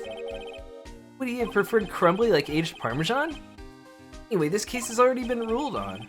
There shouldn't be any holes left to find. Oh, did Maggie say anything to you? About me, I mean? He might be in the Miles Edgeworth investigation game? I can't remember him in that game. Maybe he's there? But I mean, like, I know, I love Gumshoe too, but he just kind of stopped showing up. Oh, wait. Is he in the fourth game as a minor character? I don't know, but this is the last game that we even have, so it doesn't really matter. Maggie say anything to you? About me, I mean.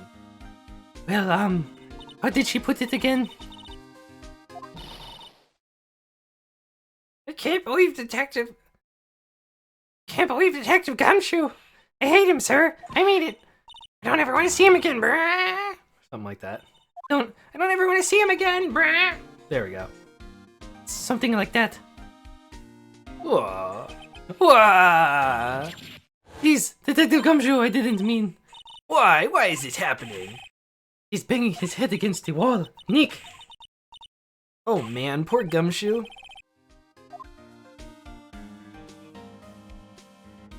So did you like the twin tea set? I never paid that much money for lunch before. So nervous, my hands were shaking. So, how did it taste? Well, for $20, I guess. I don't know how to describe it, really. It was delicate. Delicate? You mean you liked it? It didn't taste bad to you? What's the matter with him? It's like he's thinking. That's it. I've been trying to think of the right words to describe the taste, and I just realized it's bad. That's it. It tasted bad. It's just kind of hard to admit it to yourself when you paid $20 for it, you know? Maybe he should have found out what the price was. Found out about the price after he had finished eating it. Hey Nick, maybe that's why Glen Elk came here. Maybe he heard about the super fierce twin tea set. By fierce, you mean fearsome. Speaking of Glen Elk, that reminds me. We still hardly know anything about the guy. Why don't we ask Detective Gumshoe what he knows, seeing as he's here? I'll probably have to present his profile. So what were you all excited about earlier? Huh? That's right. You said you were listening to the radio or something. Oh, that was nothing. I wasn't excited. Oh, come on, Detective Gumshoe. You can tell little old me what were you listening to. Nothing really. It was just the daily exercise show.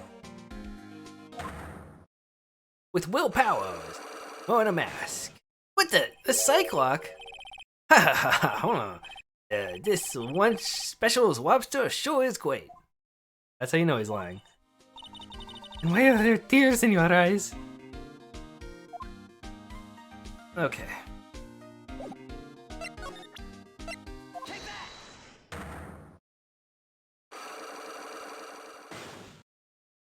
Even Gumshoe has secrets, even though his is just one Cyclock.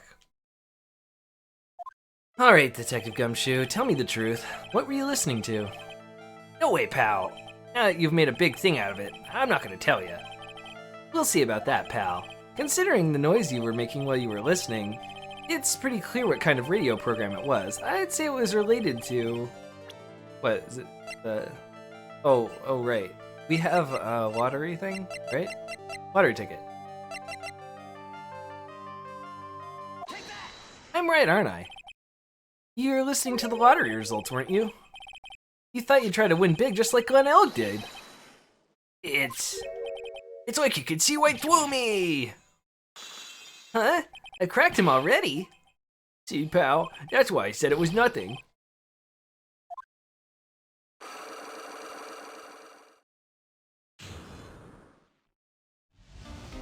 I'm usually pretty lucky, so I figured I'd give it a try.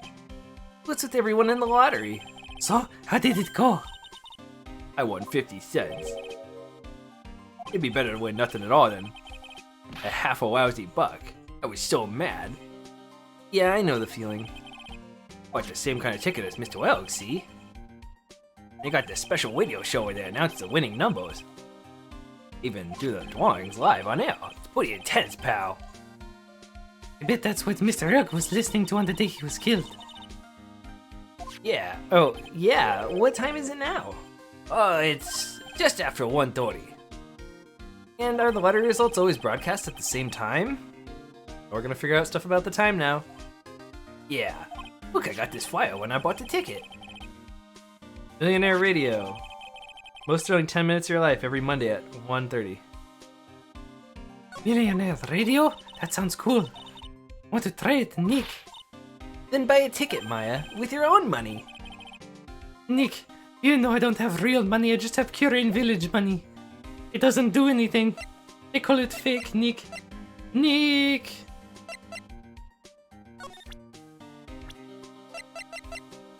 This guy's a real programming genius.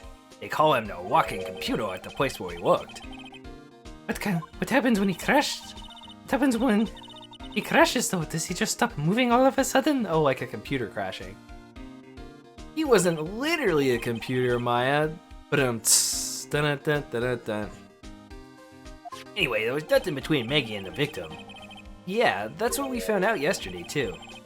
Hey, Detective Gumshoe, don't you have any information that's a bit more fun? Fun. Oh, I know. Have you paid a visit to where Mr. Elg worked yet? You might as well. His workplace? Where's that? A computer firm called Blue Screens Inc. Something like that.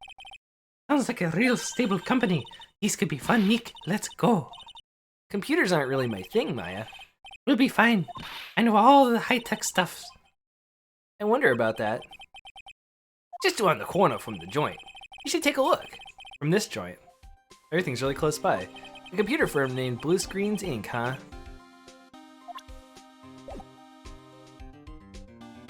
Shoot.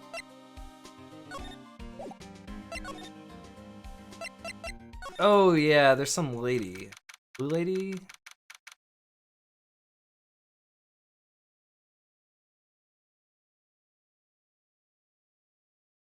Give her a voice. Oh, this place is so high-tech, you can almost smell the electricity in the air. It's a computer firm, Maya. They can't work without electricity, you know? Who are you? I don't know what to give her. Who are you? Oh, hello. I'm sorry. Access is restricted to authorized personnel only. This is a computer programming laboratory. There are far too many trade secrets that could be leaked. Wow, what secrets? Everything you see here is classified. No information can leave this building. Understood. Who is this woman? She's like a robot from some kind of whacked educational show. My name is Lisa Basil. I'm the computer company director. Wow, I just added computer to it. I'm the computer company director. I'm a computer director. She's human. She seems more like a ghost in a shell. A reference to Ghost in the Shell for some reason. I don't know why. But also there's the scouter power levels. Blah blah blah. And that thing over her eye. Isn't that the same device as Glen Elg's? That's a DMH, right? Nice try, but it's the other way around, Maya. It's HMD. All of my programmers here at the Blue Screens Inc. are supplied with HMDs. And do you write programs too? No, I just enjoy wearing this. They are pretty cool. I wouldn't mind one. Come on, put it on me. Give it. No, never. Oh. Blue Screens Inc. So what exactly is this firm's business? I will try to simplify it so you can understand. We analyze data management systems required by certain branches of industry and then deliver optimum operating systems and source level components to them. Huh? You lost me on the corner of analyze and management. It doesn't matter. They analyze stuff. You got that much, right? The software the software we produce is distributed on compact discs. CDs? Yes, compact discs. Digital optical storage media. Of course, CDs are used for software as well as music. This is a small firm, but all of my employees are first-class programmers. Let's ask one of them what they are doing. Excuse me, what are you working on right now? Researching the impact of the time slice and common code on the logical actual shared real global variables obviously heavily influences most of the time and program areas and overhead motor viability. Well, you get the idea. It's the sort of thing we are involved in. Did you good people follow all of that? Yeah. Your blank smile just said otherwise, Maya. I like her suit and how it does a little flash thing. It's like that Naked Gun 3 lady's outfit. I also like this music. You know about what happened, right, Miss Basil? You mean about Glen Elg being poisoned? Yes, I know, it's terrible. Can you tell us anything that might be helpful? I don't think so. A police officer was here earlier too, but I couldn't tell him anything either because the waitress who committed the crime has nothing to do with Blue Screens Inc. Oh! How about Mr. Elg's desk? Have you cleared it out already? No, not yet. It's this one, right in front of you. Is there... If there's anything that might be useful, you are welcome to take it. Except you just said earlier. You just said earlier that we can't take anything out of here. I guess there might be a clue here somewhere. She's the only other woman so far who could have. She did it, didn't she? They showed us who did it earlier. And then we met him. This one's not really like a mystery. They kind of tell you. Like, they showed you the, like, Phoenix hair. They showed you, like, basically Phoenix Wright's outline, putting the little poison in the thing. And then we met him later. He was, like, the red guy or whatever. The same haircut.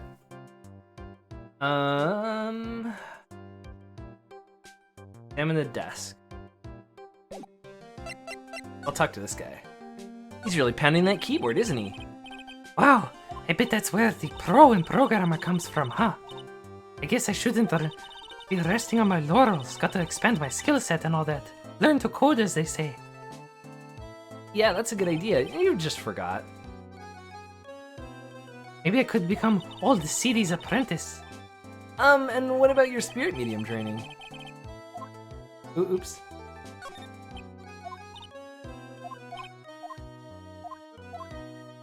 Whoa, look at this desk, Nick. What a mess. Looks pretty average to me. But you can't get any work done with everything all over the place like this. A Columbo case. You think? Real whiz kids can work under any condition, you know. I don't know what you mean by Columbo case, but if that's one where you know who did it and then you figure out all the details, then that's what this basically is. She's really trying to hint that I should tidy my desk more. I'll clean up my desk when Maya stops asking silly questions. No hurry then. Hey, this calendar. What about it? If it's another hint about tidying, you can forget it. Someone's marked December 3rd in the red pen. December 3rd? That's the day Mr. Elg was murdered. Is there anything else? Yeah. It says, meet with the tiger. The tiger? Then they'll add it to the thing. Got like camping stuff under his desk because he sleeps under his desk, maybe? Wow, look at this mess. Looks like they're all betting tickets. What kind of betting tickets?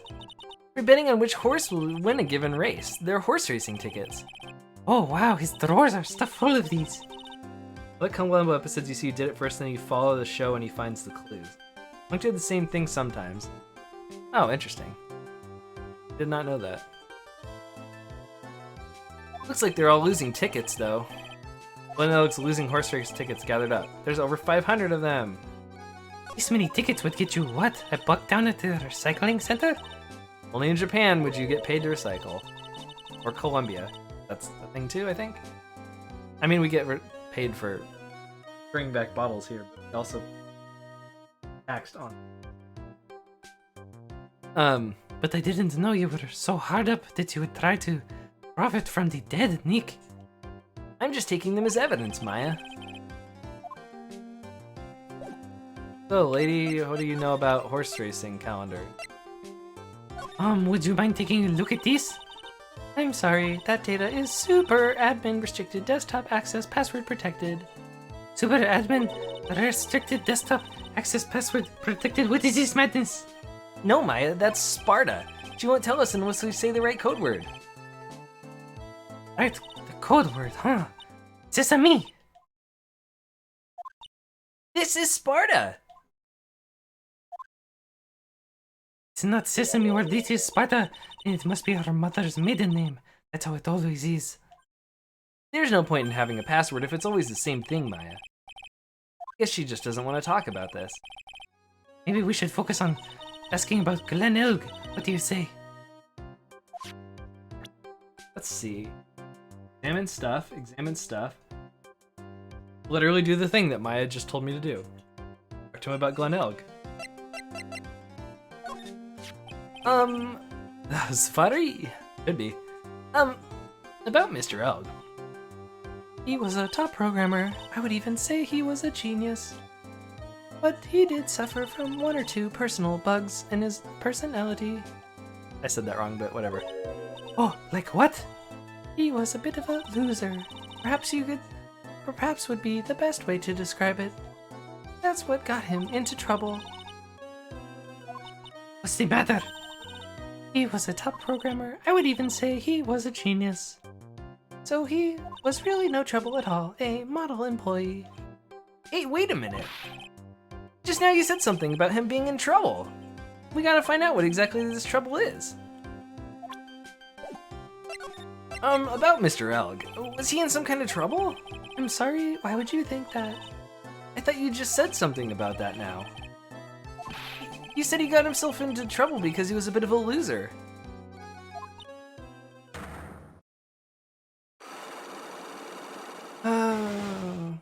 Three Cyclops.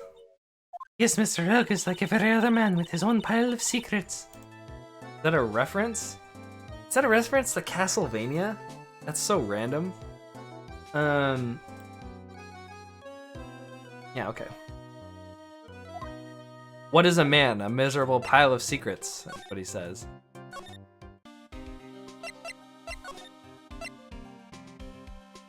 In Castlevania. It's like the most famous Castlevania. Arabian Kitchen. Huh? Mr. Armstrong's talking to someone. I'll be back next month. I don't know what voice to give her. Oui, naturalmente. I will be waiting for you. If you haven't got it by then, I'm afraid it might be a little hot around here. No, we'll have everything ready. I promise. I love fire, you know. I love the way it crackles. Hee hee hee. Oh, sorry, I had to do the pain thing when I saw that. No. Oh, stop it. I beg of you. Castlevania about vampires? It's about, yeah, basically the big bad guy is a vampire, and then there's like a generation, or there's a family that passes a whip down from generation to generation called the Vampire Killer, and so different family members from the generations have to go to his castle that like literally rises from the ground and causes monsters to traverse the castle and kill him. That's basically what the game is, over and over again, forever. Okay, anyway. And don't let me down. I'm watching you. Mademoiselle, was this one not necessary? You can trust me, mademoiselle. Talk to anyone. I'll drive a knife right through your heart. No. You don't have to worry. You know, you worry far too much. Maybe this will help you relax. It's the oil of sandalwood. I do love raw meat from time to time. Hee. Ah! You're taking my leave. Goodbye for now. I have no idea what voice to give her. I know her last name is like Cadaver or something like that. So she's supposed to be kind of emo or something. Oh, I have the shivers. I must rub some of my oil all over my body before it becomes a nervous wreck. Would you care to watch? There. Oh, oui. That feels good. Ah! My eyes are burning. Oh la la. Excuse me, mademoiselle. Excuses, moi monsieur. My eyes! Oh, I was just kidding, and he actually, yeah. Your eyes? If you have trouble with your eyes, you need this. The oil of sandalwood. Isn't this just leftovers of what you were just using? Oh, I know. Like, the Doctor and Carter have the same voice.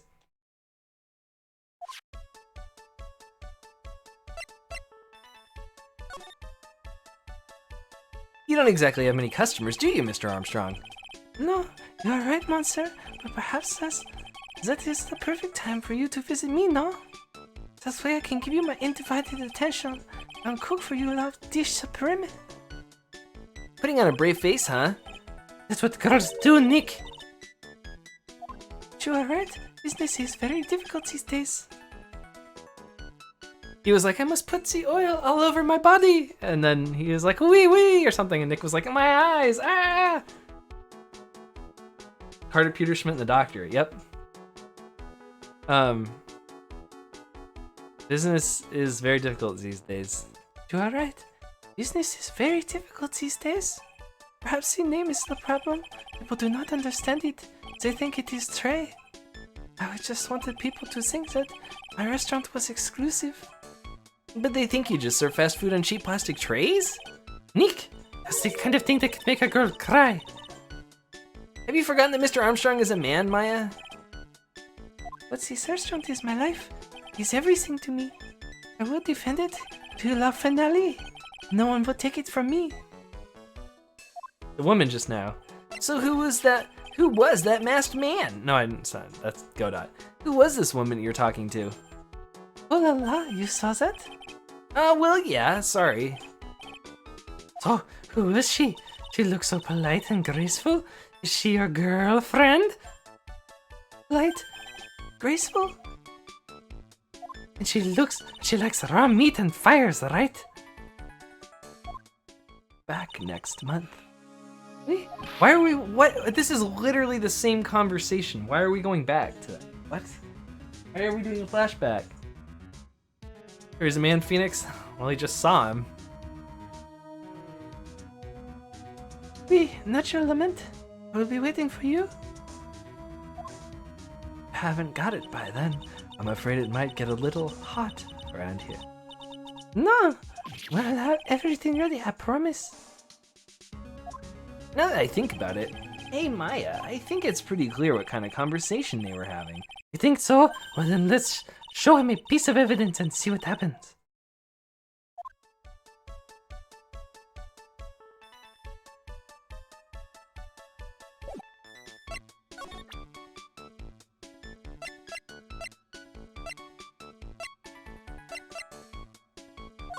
So as long as this paper exists, I am but a delightful angel with some broken wings. An angel, huh? Doesn't bode well when you think about it. They kept harassing me month after month. In the end, I had to give in. They agreed to help me. I had agreed to help them. Help them? With what? Master sir. I did not owe them the money. Would have refused. But my hands were tied. Please, what did you agree to help with? No, I cannot say. If I tell you, that woman, she will slice me up and eat me with the salad garnish. Ew, I hope she doesn't mean you'll literally be sliced up and served with garnish. I'm going to guess that that woman has something to do with your loan contract, am I right? Ah! Please, Mr. Armstrong, tell us about that woman. We want to know about that woman. Okay, that woman just now. The woman who was here earlier, I take it that she's, Why has it come to this? What a tragedy. Suddenly I find myself so deep in the debt. It's a sign of the bad world we live in, huh? No, I'd say it's more of a sign of bad culinary skills. The woman who is here, the scary woman, she is from the loan office. Loan office? Is that where you borrowed $500,000 from? Oui, handle in there. It is cold. Catchy name. Just hearing it makes me want to borrow some money. Please, you must not borrow from them. Must no more than $10. $10 sounds like your whole monthly stipend, Maya. Hey, I get a bit more than that, thank you very much. So Tenderlender is the loan office that you borrowed $500,000 from, huh? I wonder if they got anything to do with this case. Well, they're certainly talking about them a lot, so they probably do. Tenderlender. I am a weak woman. When I am upset, I have to buy something nice to cheer me up. Next to him, I'm loaning me la money. Thanks to him loaning me la money, I have to pay back $500,000 now. I'm like a slave. I have to do everything that he tells me. Who is he? The tiger. The tiger. Oui, he is the manager of the Tenderlander. terrifying man, a big city mobster. When he shouts at me, my knees are trembling and his voice is ringing in my ears for 3 days. As soon as I hear the noise of the battered old scooter he rides, I start to cry. A big city mobster who rides a battered old scooter? Does this guy resemble me by any chance? Oh, no, no, no. This man has a presence, a most formidable personality. Although, he does have a spiky hair just like you. Is there a resemblance there, I suppose? Hmm. I don't think it's $10 a month from Phoenix. I was assuming they were talking about like from her hometown, but I could be wrong. I don't even. Probably wrong. I don't know. Sounds like this loan office is worth checking out after all.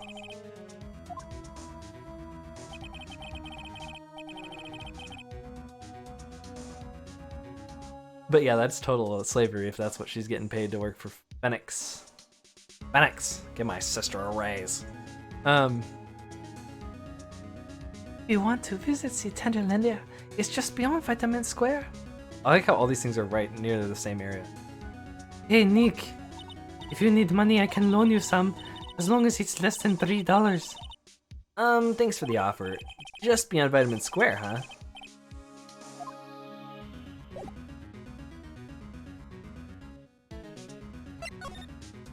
But that's what she was making at the restaurant. Oh, the restaurant. That's interesting. Well, I'm gonna head back to the precinct now. We got a big meeting starting in a bit. About Maggie's case, you mean? No, that's pretty much wrapped up now. There was another big case going down at the moment, so she's been pushed aside. Okay, well, see you later then. Bye.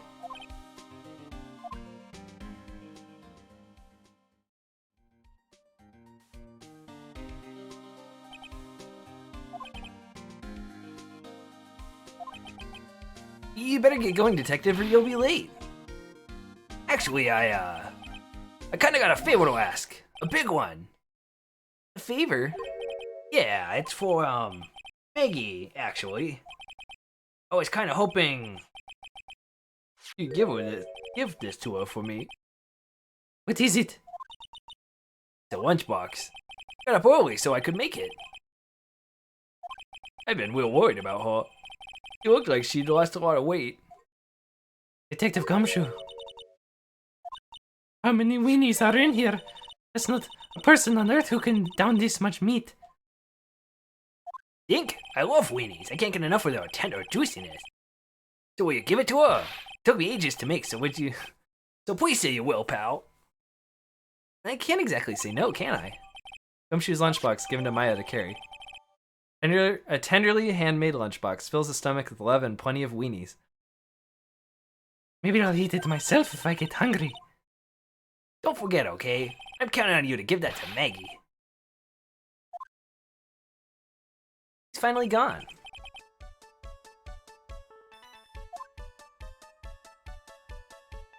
Good guy, Gumshoe.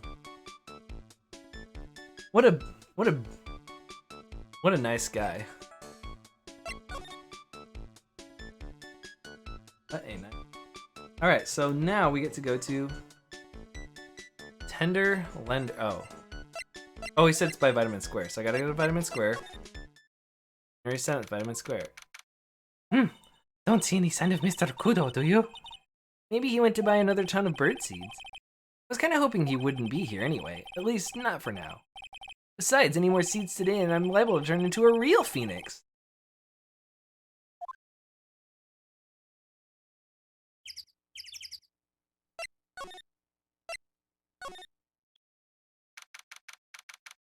January 7th, Tender Lender. And through compromise. This place gives off a really strange vibe, doesn't it?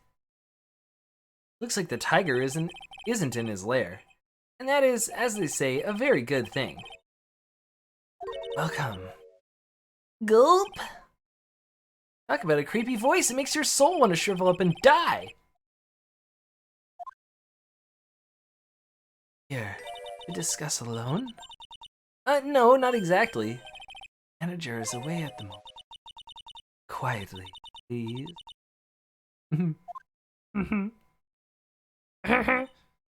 She's gone just like that. I guess we'll just have to come back another time. This is a perfect opportunity, Nick.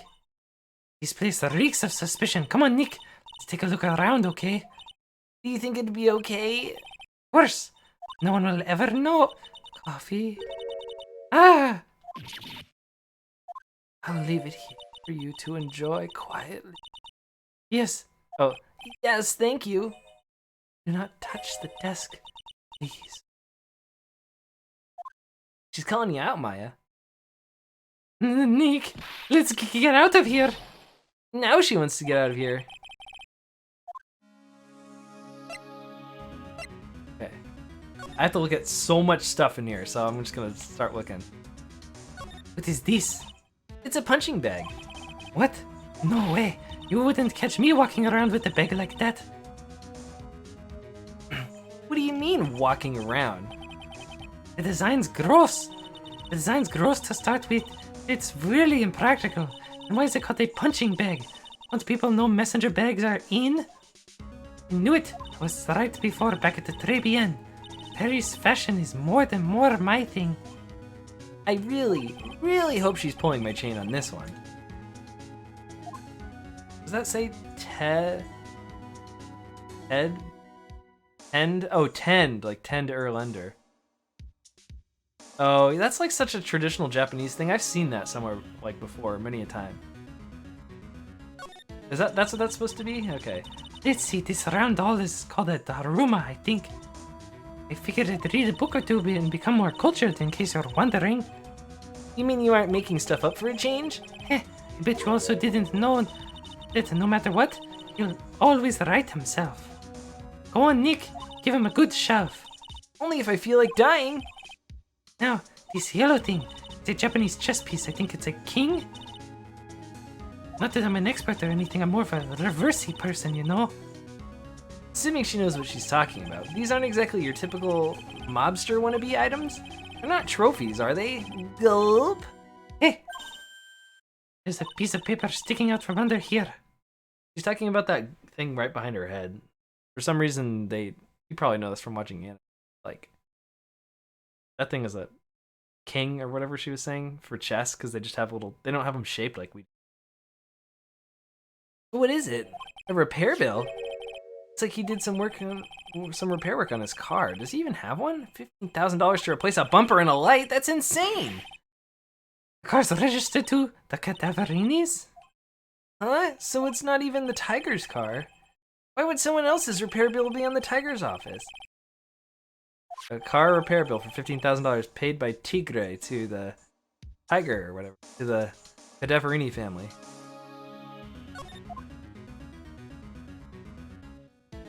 Hey, look at this partisan style coat. It's so chic. Looks more like a pimp coat to me. Guess I haven't got an eye for fashion. Hey, look at this. This suit is the same color as the one you wear, Nick. The same color as my suit. Ah! Keep your voice down, Maya. Nick, you've got to take a look at this. Some cake. Ah! I'll just leave it here for you. Oh, yeah, sure. Yeah, thanks. Just wait here quietly, otherwise. Sure. Did you hear that, Nick? Wait quietly, she said. Is that girl related to the gangster who killed Glenn? Yes. Whatever his name is. Yeah, sure. I mean, maybe not like blood related, but they know each other. I have my eye on you, only so I can take care of you. Understand? I'm scared, Nick. So, what were you getting so excited about before? Look on the lapel of this suit. That's an attorney's badge. Is the tiger a lawyer? No, wait, look at this thing. It's made of paper. Paper badge out of the court record. Found at Tender Lender. Made of cardboard and painted to look authentic.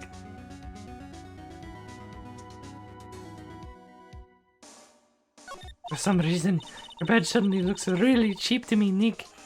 But why doesn't anyone recognize the obviously fake badge when they see one?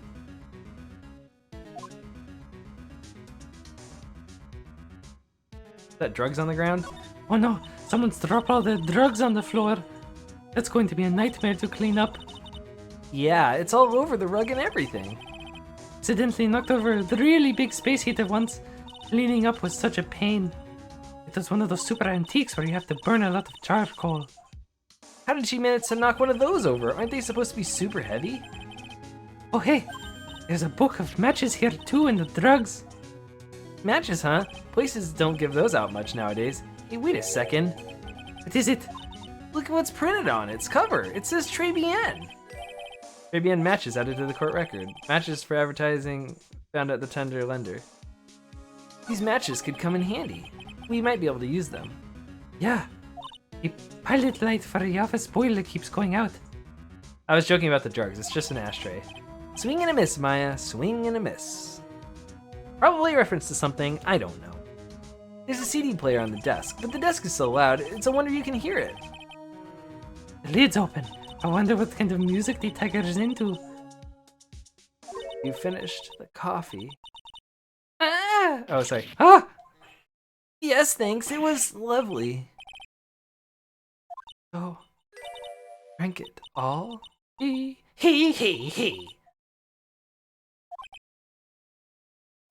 Gah.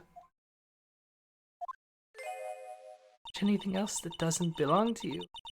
There's always another cup. That coffee! It was laced with something. I'm almost sure of it. Nick, my stomach, it's killing me. Oh, wait. Maybe it was just a burger I ate for breakfast. I sure hope so. We better look at that CD while we're still alive and have the chance. What the? What? It's not the Rocco soundtrack, is it? Claw of the tiger, it's the claw of the fight. Rising up to the claw of our rivals. And he runs up these steps and he thrusts his hands in the air and he jumps around and he plays like a happy song. And then he goes and beats up Apollo Justice or whatever that guy's name is from the next game. And then he's like, Adrian! And I know, Maya, I know. It's a demo CD. The artist's name has been handwritten on the disc in pen. MC Bomber. what? This must be the CD Maggie told us about. Let's listen to it. I bet it's heavy metal. No way, that's woman will make us drink more coffee if we do. MC Bomber added to the court record. Ah!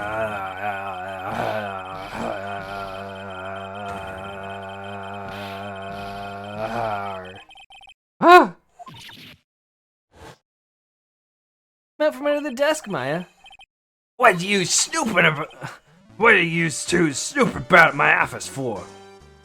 Nothing, we were just... Ah, my precious carpet, you's got ash on the rug. You's gonna wish your ugly feet never came through my door. It wasn't us. It was already like that. You's gonna argue with me? Is that what you's doing?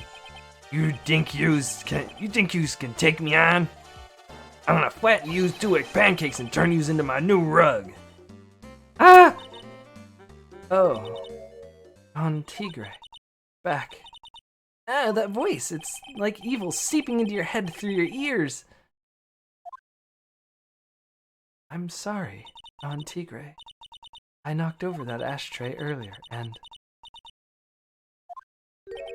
She got a death wish or what? Oh, right. Huh? Forget about it, Violetta. It's nothing. What? I ain't gonna get mad at you. You're too cute, you hear? That's so unfair. Here, have some cookies. Just bake them. And you'll need some strong espresso while you're discussing your loan.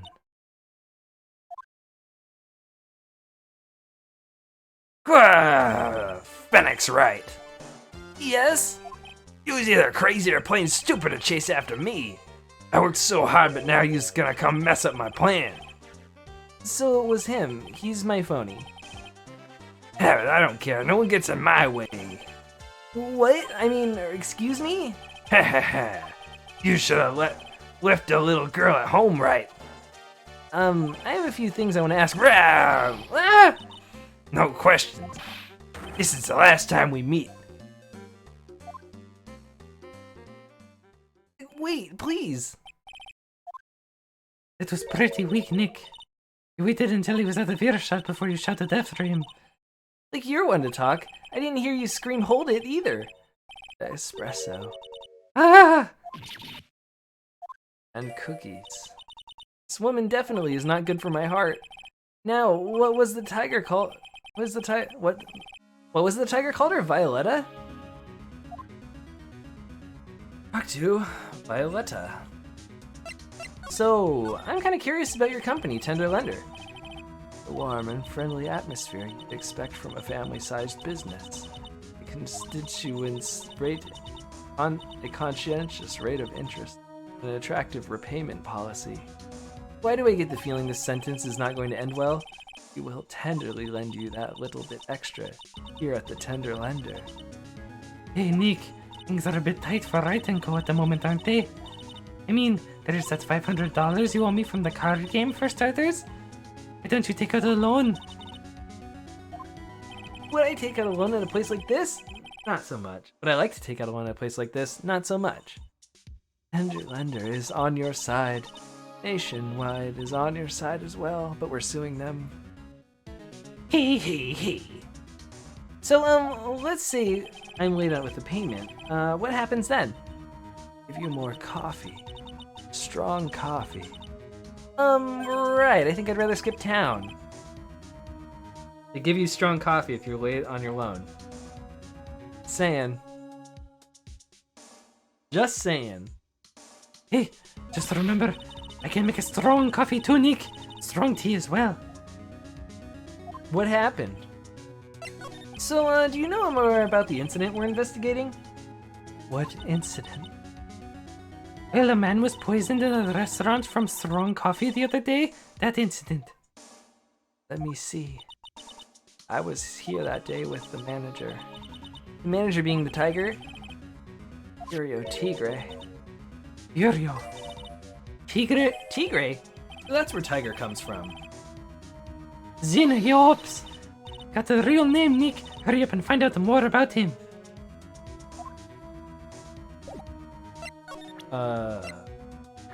Tigre. Can I ask you about the tiger? I mean, Mr. Tigre? Cookie? Sure. How do you like my cookies? I baked them myself. Hee. Go ahead, Nick. The honor is all yours. No, ladies first, Maya. Hee. No matter how I look at this, I just don't get it. What are the tiger and this scary girl doing working together? We are lovers.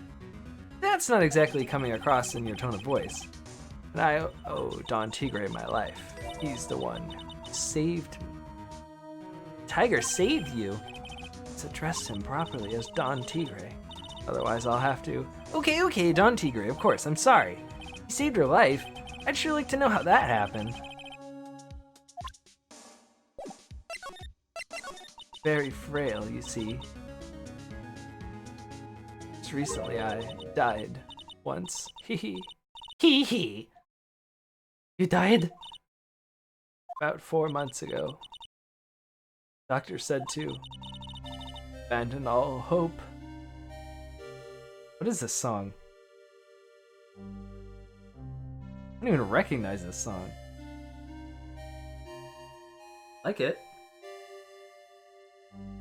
I guess they were expecting her to take a boat ride across the river Styx.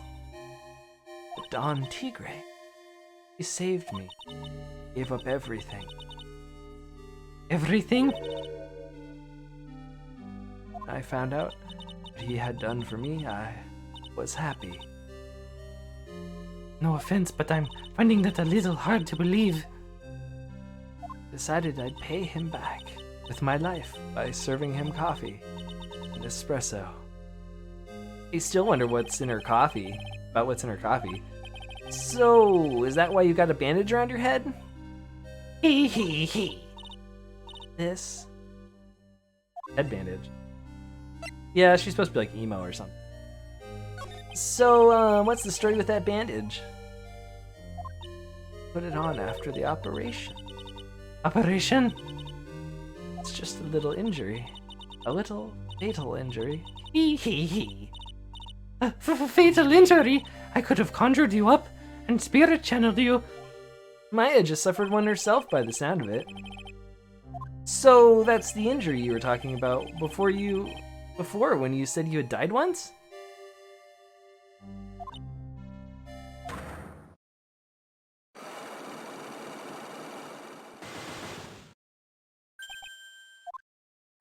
She really creeps me out, Nick. Same here, but we gotta find out the truth. Okay. No, I just saw what was coming up next.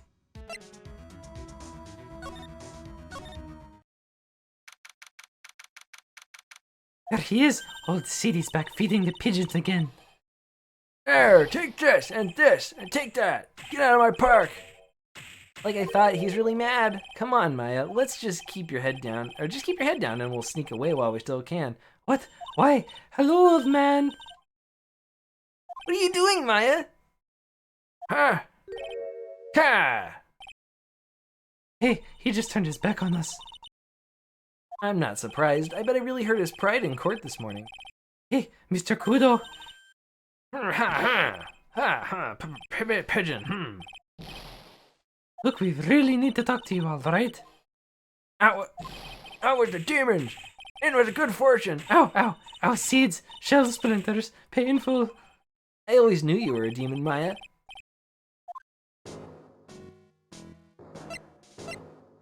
I'm sorry about what happened in court earlier today. Ha! Everyone's talking about me behind my back now. A dirty old man who was so busy looking at the servant girl's backside that he can't remember her face, a filthy, depraved animal. Well, that's true. I mean, not at all. Hey, listen to me, boy. I don't care what you say. I saw that waitress put it in. Put some white powder in the young lad's Javicino. I hear you.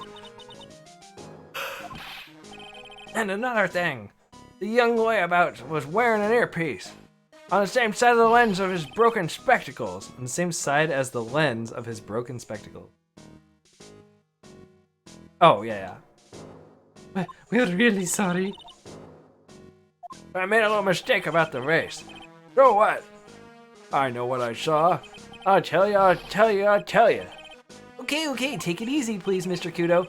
Don't tell me to take it easy, you spiky-haired brat. Take this. You said you were a craftsman, right? Ha! The modern world casts honest craftsmen like me aside in droves. Surely it's not that. I come from a long line of craftsmen, right back to the time of the shoguns. You hear me? I didn't become an embroiderer, I was born one. Actually, I'm kind of in the same situation myself. Aye. I wanted to stick my fingers up that dribbling old judge's nose. Scream right down his ear hole. Objection! Oh, so did you want to become a lawyer when you were young? I don't think that's quite it, Maya. I think he's just in a bad mood, that's all. I got a tsunami of frustration inside me and it's ready to burst out. If we let him start rambling now, we might never shut him up. What should I do? Suck it up. Guess I better let him talk. So there's not much call for craftsmen these days, then. Of course not, you idiot. All I'm good for nowadays is running errands. Errands? I want to take advantage of the elderly.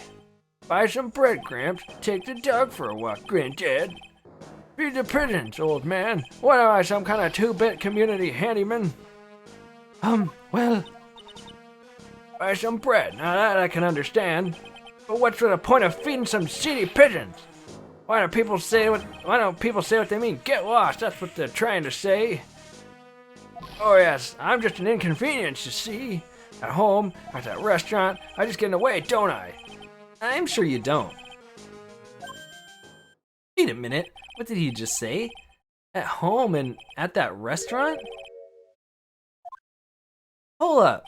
By restaurant, are you talking about Trace Bien? Did you get asked to run an errand there too?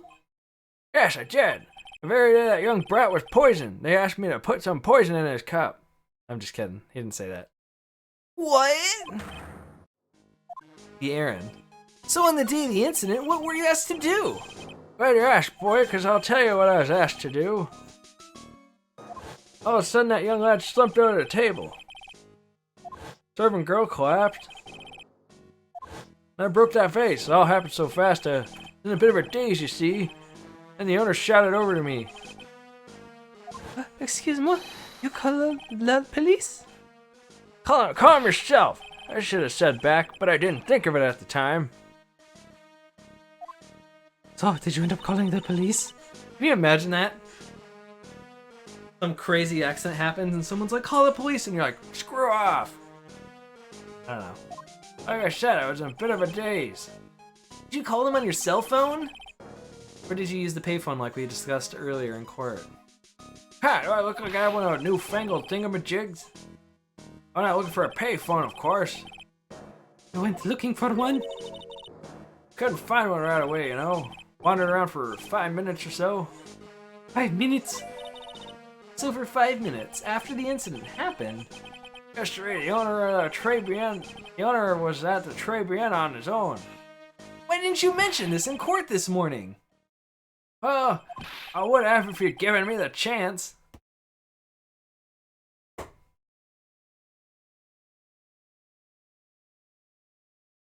Because you didn't talk enough in court, did you, buddy? I'm gonna get some water.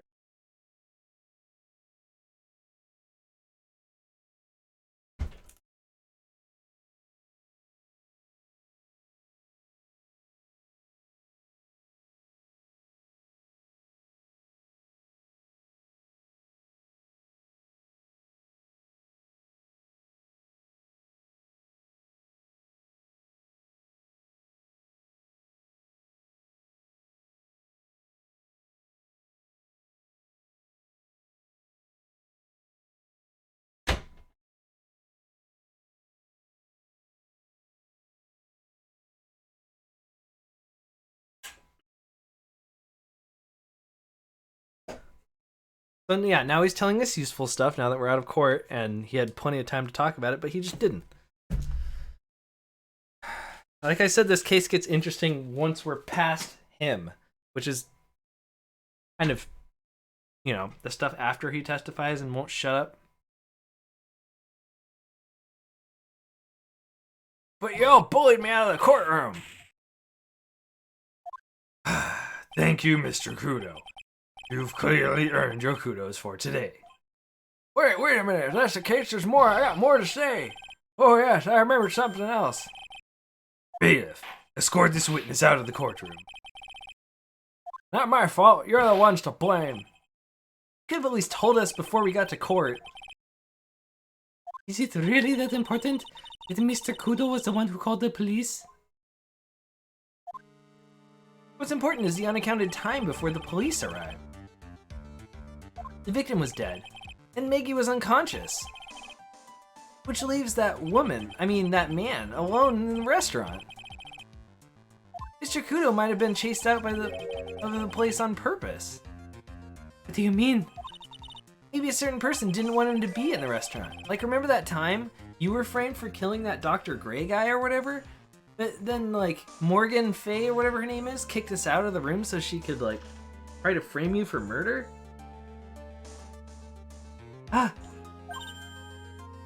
Oh, sure, you go ahead and say I was in the way as usual.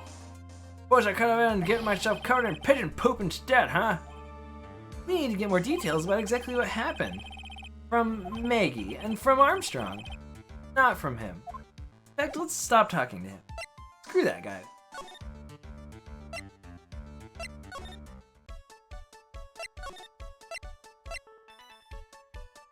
Alright. Oh, Mr. Wright! Hello, Maggie. So they finished questioning you. Wasn't it just unbelievable in court today, sir? I'm gonna stay up all night and blog about everything that happened. Weren't you scared?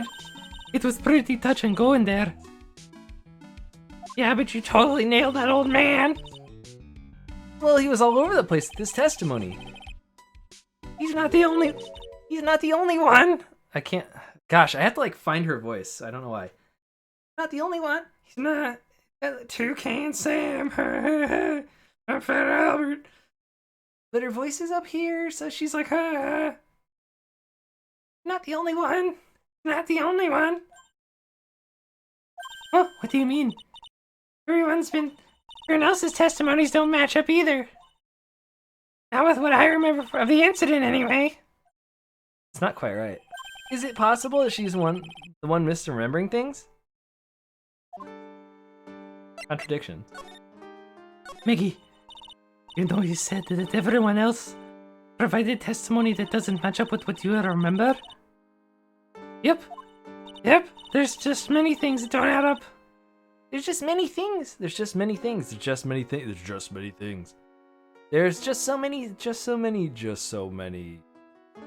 just so many things that don't. I can't. What? Where's her voice?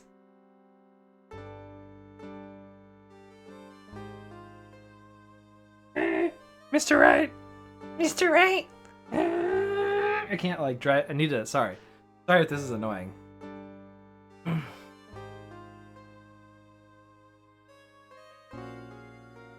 Just so many things that don't seem to add up. Not right. He does the bird voice. Something like that. Biggest contradiction is the other guys at the victim's table. He was the one who slipped something into the victim's coffee. Sure, it was him. You practicing your voice reminds me of that voice acting clip, Ryan the dog and the cereal box bird. I don't know what you're talking about. But didn't Mr. Kudo testify earlier today that it was the waitress who put some white powder into the coffee cup? So, you really think it was this disappearing man that did it? He's not the only one that disappeared into the... It disappeared. The CD vanished as well. You know, the CD with the writing on it. Something more like that. Oh yeah, the MC Screwdriver album, right? It was MC Bomber, Maya. That name was scrawled on the sports paper as well. I never did find that CD at the crime scene, sir. Remember Brian was like, sorry, I thought we were acting. Why don't I remember that? Or the victim's medication that's gone too. Ouch, my head. This is getting way too complicated for me. You said that you passed out when the victim, Glenn L, collapsed, right? Yes, it's so embarrassing. I mean, I used to be a cop. When I came to, there was buzzing with the police. Before I knew what was going on, they arrested me, sir. So between the time the victim collapsed and the time the police arrived on the scene, you have no idea what went on at Très Bien. No, not at all. Why? An important, Mr. Wright? The other witness, the old man from the park, was pretty much chased out of the picture. Chased out of the picture? What do you mean? Old CD wasn't inside the restaurant because he was told to go call the police. Exactly, and you, Maggie, were unconscious. That means Mr. Armstrong was alone in the restaurant for a brief period of time. No. You don't think Mr. Armstrong set me up, do you? When you consider the facts, it's hard to imagine that Mr. Armstrong isn't involved in this at all. It's like the master biting the paw of the dog that it feeds. Are you sure about this, Mr. Wright? Well, the old man said as much when we spoke with him earlier. I don't know. Things that man says don't add up for some reason. Maggie looks like she's trying to figure something else out. Maybe we should ask Maggie exactly what she knows about old CD. So I have to present the profile of old CD so we'll talk to him about him. I feel much safer better after the trial this morning. I've been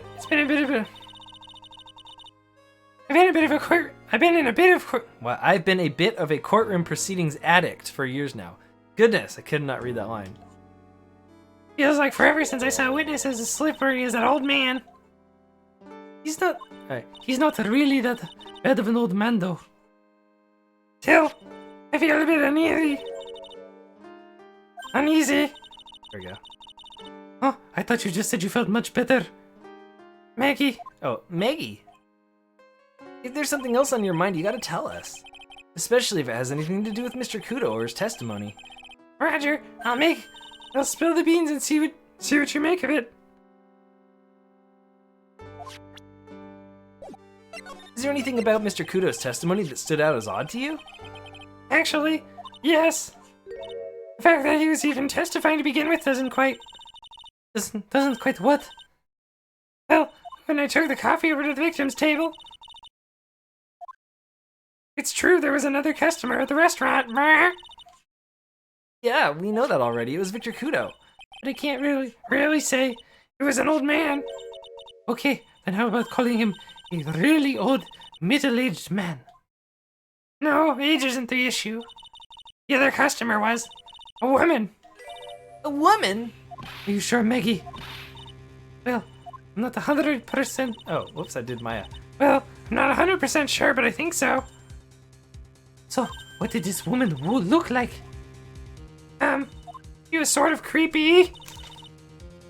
Brr. Brr, kind of creepy. And she had a kind of a cackling laugh. Creepy? Cackling. Why do I get the feeling I've come across a woman like that recently? Because it's that lady! Okay, I feel much better after the trial this morning. I've been proceeding courtroom addict for years. Wait, didn't I already do this? I did. He said he felt better. Did I not? Oh, if I present his testimony, then she also says the same thing. Okay. Whoops. Alright, so I'm done talking to Maggie. Let's talk to somebody who's much better character.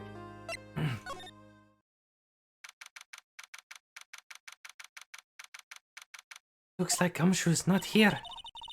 Never mind that. What's going on? It feels somehow different in here. You think? Yeah, everyone seems to be on edge.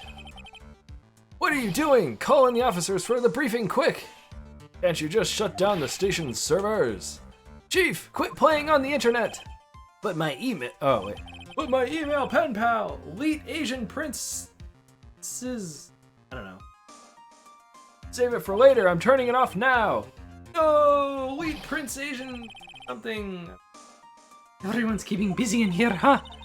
Keeping busy? More like panicking, if you ask me. Something's going on. Something big. Like, something. I don't know. Wait.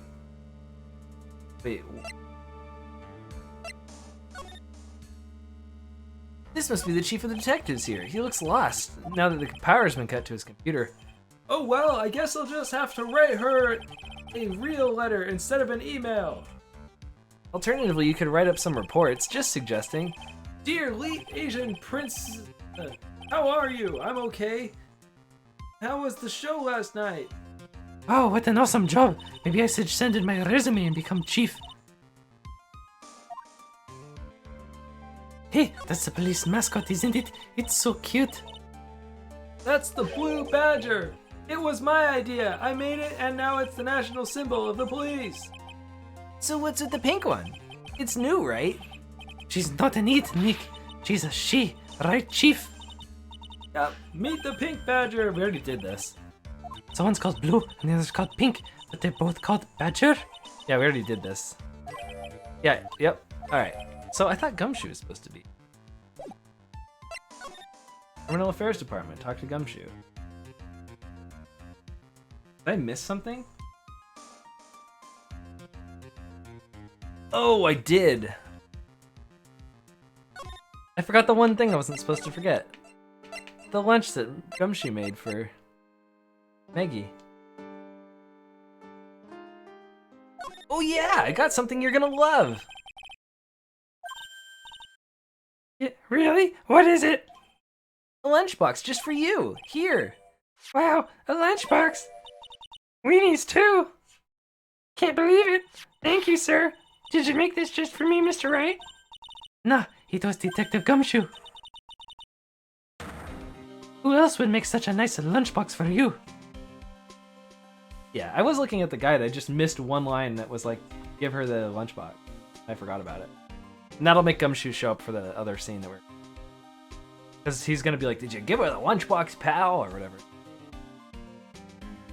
Detective Gumshoe? He's really worried about you. Looks like he put a lot of effort into making this tool. Can't accept it. Attention center rules, no gifts allowed, sir. Hey, come on, Maggie. Don't be like that. Rules are rules. They'll lock you up if you break them. Somehow, when an ex-cop turned waitress says it seems a whole lot scarier. And anyway, I hate weenies. Oh, really? All yours, Maya. You can enjoy it with Mr. Wright. But... Right. Better than letting it go to waste. But... I guess so. Choose lunchbox, eaten with Maya. Well, how was it? That hit the spot. I love weenies. Oh good, I'm glad I gave it to you then, sir. Okay. Go talk to Gumshoe now about how we ate the weenies. Police station, criminal affairs department. The main server just went up in smoke. Why the heck isn't the press conference set up yet? The Super Nintendo's here already. Yeah, there's a problem with the internet too. I already told you to stop using your computer, Chief. But I'm watching videos online. I'm catching up on my Asian soap operas. Gonna have to wait, Chief. I'm throwing the switch.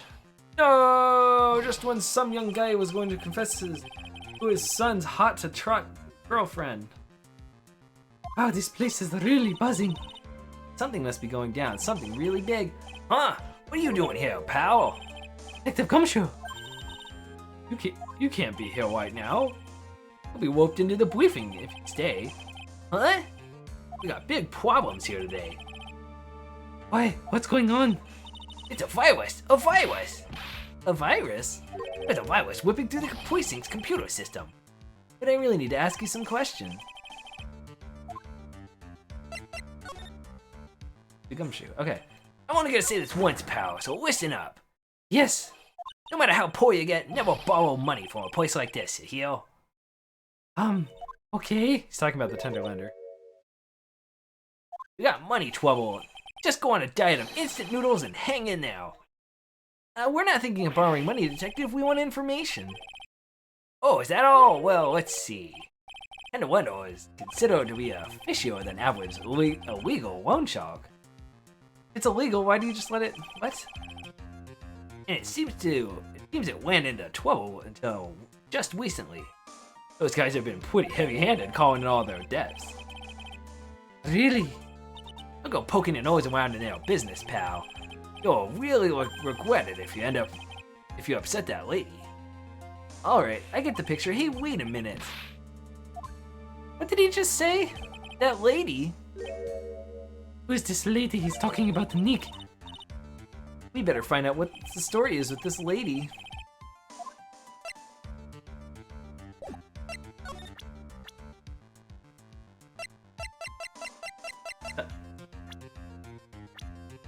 That's a girl who works over at the Tenderlendo. You want to stay away from her, okay? I mean it. She does look kind of unforgiving, doesn't she? That should be the least of your worries, pal. What's that supposed to mean? What could be worse?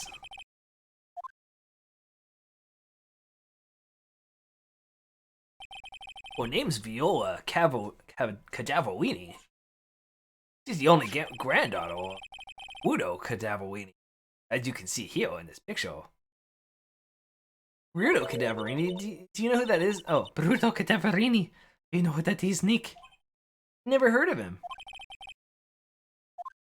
Udo Cadaverini's the boss of the Cadaverini family. The Cadaverinis? That's one scary sounding name. Can't touch them. They're way too powerful for the police. You're thinking of taking them on, aren't you?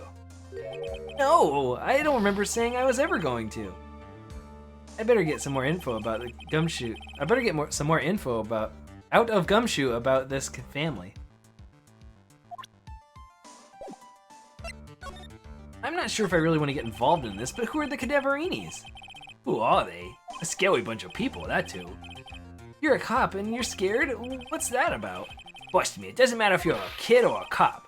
These guys are scary. They got some serious clout in the criminal underworld. Even I have nightmares about them, pal. Can't touch them. They've got too much moolah. Moolah, as in, they pretty much control all the cash on the city's black market.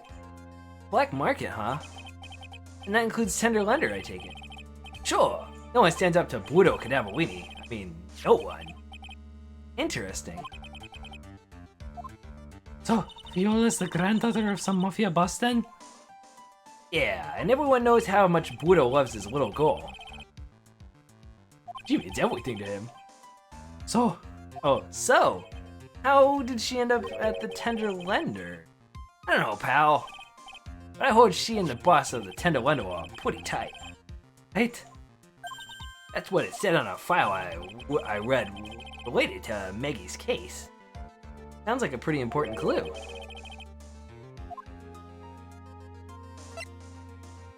So, what exactly is a computer virus, Detective Gumshoe?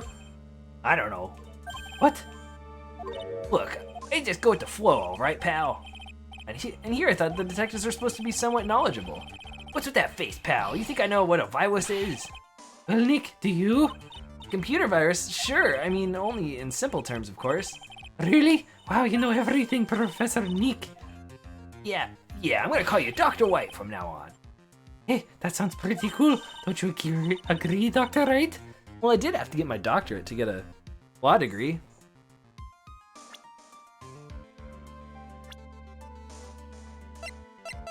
Weird that sometimes you can see your profile, sometimes you can't. Look, Bruto Cadaverine is 78, and he's way more doing things than Victor Kudo is. Anyway. Why do I get the feeling they're making fun of me?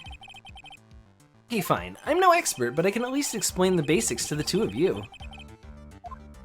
A virus is a program that gets inside a computer and causes damage. Damage? You mean it makes the machine go boom and explode? No, the damage is, well, it's all internal. So the inside goes boom, right? Imagine all the data that you've got stored up in your PCs here at the station. A virus could wipe out all that. That's the kind of damage I'm talking about. Oh, that's scary. Yeah, and what's even more scary is the viruses are infectious. Infectious? Those computers are connected together on a network, right? Virus can move from one machine to another over the network, so the virus just keeps spreading faster and faster. Oh, kind of like a wheel virus, huh? But Nick, why would anyone want to make a program like that? Yeah, I take it takes ages to type in all that data. Why would you want to destroy it, pal? No, people don't infect their own machines, they send the virus to someone else. What? That's horrible. Oh, I get it. It's like when you sneeze on It's like you sneezing on Mr. Godot so he catches a cold. Sure. Right? And he wouldn't be able to turn up in court because he'd be too sick. You really shouldn't do stuff like that, Nick. It's wrong. Who? What? Where? And when? Why did the conversation jump to talking about me?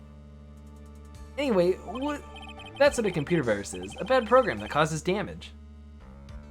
And all the different viruses have names, White. I kind of feel like I've heard the name of this virus caught somewhere before. The name of the virus, huh? I feel like I've heard of it before too. I guess it's MC Bomber. Detective Gumshoe, about this. What? Trying to concentrate on Maggie and this is it! This stupid name, I remember it now. I thought so. Here it comes.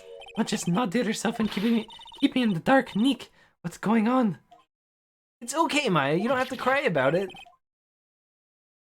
Name scribbled on the sports paper and written on that CD. That's the name of the virus. MC Bomber. What? Yeah, the virus just infected every computer on the station, pal. It's MC Bomber. Can you give us any more details, please? We already knew about the MC Bomber virus from a while back. A group of criminals issued a series of demands to the head honchos of the law enforcement.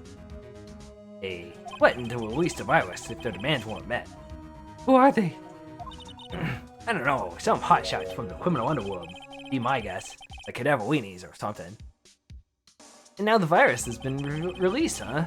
Yeah, it's in every computer and every public office in the city. Everyone's going nuts. They're hopping around like they're dancing at a carnival.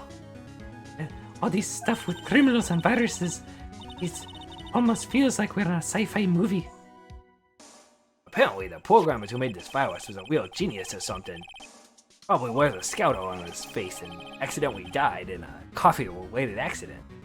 Focus right now is on tracing the route of this virus back to the black market. You mean someone put this virus up for sale? Yeah, and because this one's so powerful, they're estimating its price tag was in the millions of dollars, pal. In the millions? A virus can be worth that much? Ah, I can't believe it. I almost forgot the most important thing. And that is? You know, the lunchbox. How did everything go? Oh, the music changed and everything.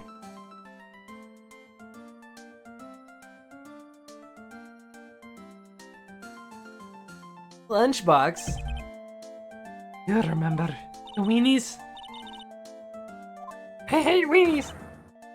Oh yeah, those weenies.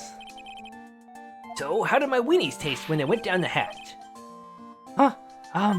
Well, it was delicious. Yeah, that's what she said. Willie? Well, not exactly. Don't worry about it, pal. I figured something would happen, so I came prepared. Prepared? What do you mean? I made a jumbo lunchbox. Oh, Do me a favor again, huh, pal? I'll deliver this. this sure is a heavy burden. In more ways than one. Just imagine Maggie's little eyes sparkling with joy when you bring her that. Weenies again, Nick. Tell me, we don't have to eat all these too. Gumshoe's lunchbox given to Maya again. Fills the stomach with 11. I really can't eat anymore.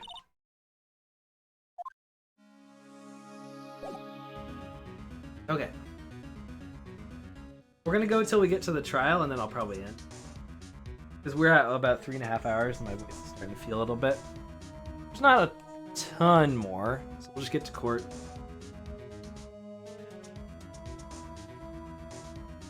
We'll stop. Okay.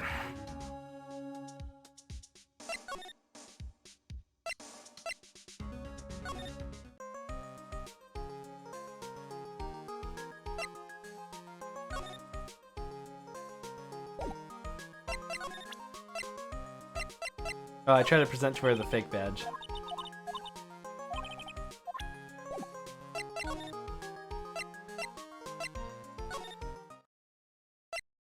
How do I get to... Oh, there we go.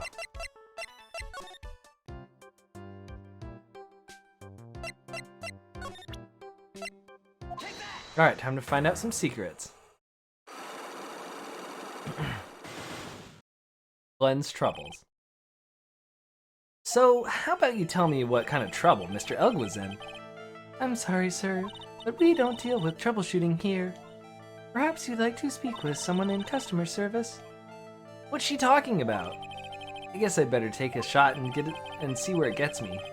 Miss Basil, let me ask you something. Did Mr. Elg's trouble have something to do with this? Betting, right? So it's gonna be like lottery tickets?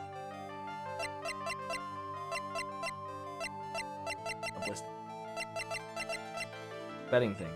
Victim's lottery ticket. What is that? Lottery ticket. There were a ton of these at the victim's table at this crime scene. And what is the relevance of that? The victim, Mr. Glenn Elg, had a gambling habit, didn't he? I don't think that's a logical conclusion based on the facts.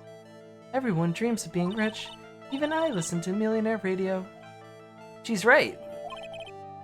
That is a bit weak on its own. But Mr. Elg's gambling wasn't restricted to the lottery, was it? There was another... not millionaire. Calendar? Oh, horse racing ticket. There we go. The lottery, horse racing, he bought a lot of tickets and lost a lot of times. That's gotta have hurt his wallet pretty bad, don't you think? Maybe bad enough to be the cause of some pretty serious trouble, perhaps. No! You were right. Glenn did have a gambling Glenn did have a gambling habit. You good people must not follow his example, do you understand? Trust me, everyone, even if I wanted to. I don't exactly have the money to buy any. Oh boy.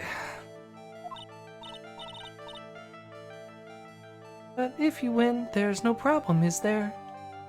And Glenn had a winning ticket, didn't he? For $500,000? Yeah, but It's hard to imagine how he could have been in trouble then, isn't it? it's true that Mr. Elg won $500,000 in the end. But that wasn't his first stroke of good luck. He was in deep trouble before that. Deep trouble? What do you mean?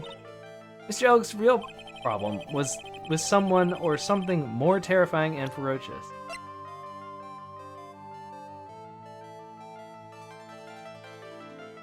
Oh, right, his calendar. Mr. Elg met with someone on the day he was killed. He even made a note of this on his calendar about the meeting. Meet with a tiger. What is the relevance of that? Are you trying to suggest that Glenn Elg was meeting with him to discuss his debt? Yeah, that's what I'm thinking. But I have never heard anything about this tiger before. Maybe he's not even human. Maybe he's really a tiger. I'm no programmer, but does she really expect me to buy such messed up logic?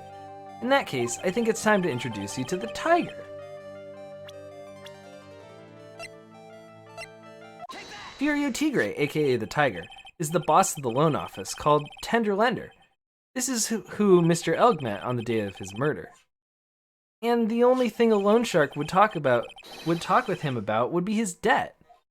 No! It's true that Glenn had racked up quite a bit of a debt from his gambling habit. About $100,000, I think. $100,000? Wowch! But I heard he won the lottery, so he should have been in the clear. Shame Miggy couldn't get a bit of that good luck. Okay, so the guy got lucky and won the lottery. But what if he hadn't won? What was his plan then? Well, this isn't easy to say, but he said he would use his talents to repay the money. His talents? I suppose he was talking about programming. What computer program is worth $100,000? Perhaps you good people should leave so I can get back to my work. I'm close to cracking her. The program in question, was it by any chance this? Mia Fey, deceased. Oh wait, wrong thing.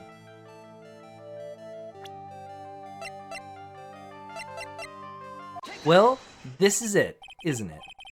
This is the virus that's infecting computers worldwide as we speak. MC Bomber. No.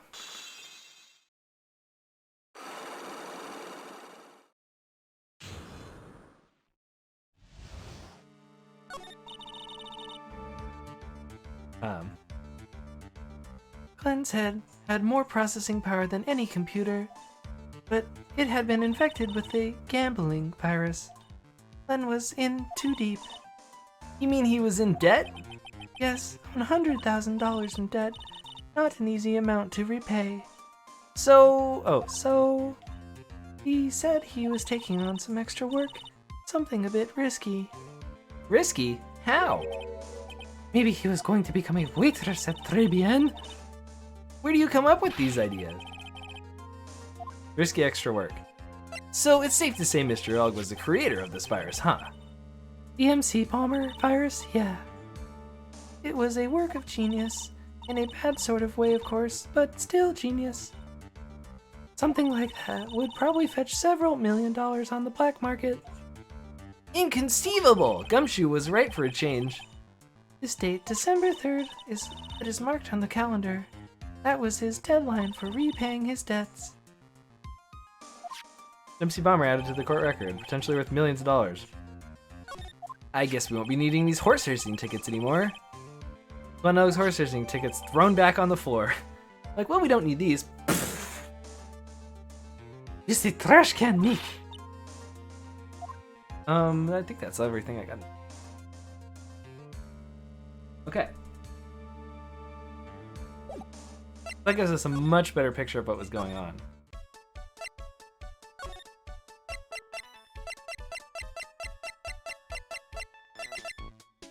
Get me out of here.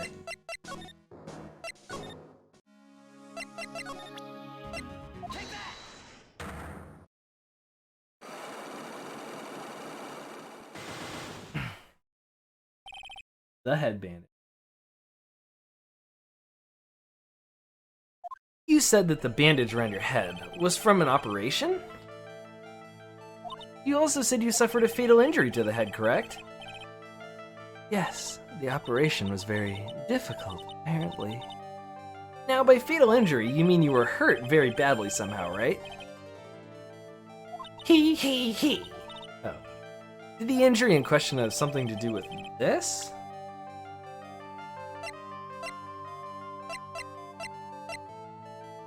The repair bill from Furio Tigre. Here, I have here a car repair bill.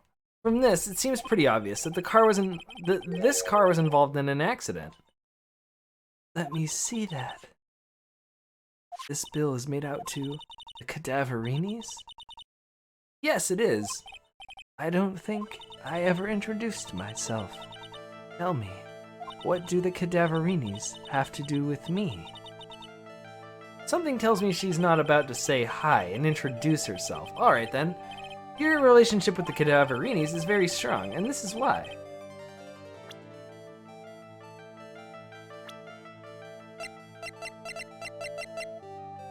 I know exactly who you are, Viola Cadaverini.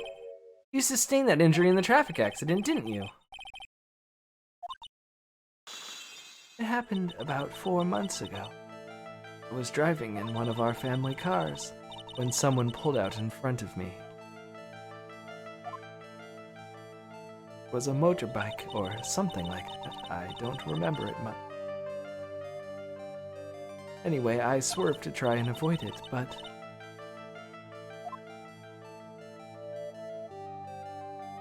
I took a blow to the head. Bad one. Yeah, I can imagine. So what happened to the person on the bike? I'm guessing they didn't get away with injuring the Viola Cadaverini, right? I don't know what happened to them. They ran away, or so I heard. Ran away? They'd stayed, I'd have. He. Is it possible? Could the person who committed the hit and run have been... Furio Tigre! It was this man, wasn't it? He was the cause of your accident. It wasn't Don Tigre. I refuse to believe it. We collided, the motorbike and my car. But Don Tigre isn't injured at all, is he? It was the tiger who caused Viola to crash. I can feel it. Plus one of her locks just broke, so she must suspect it was him too. I'm sorry, Miss Cadaverini, but I have proof that the tiger was involved in a traffic accident on his bike.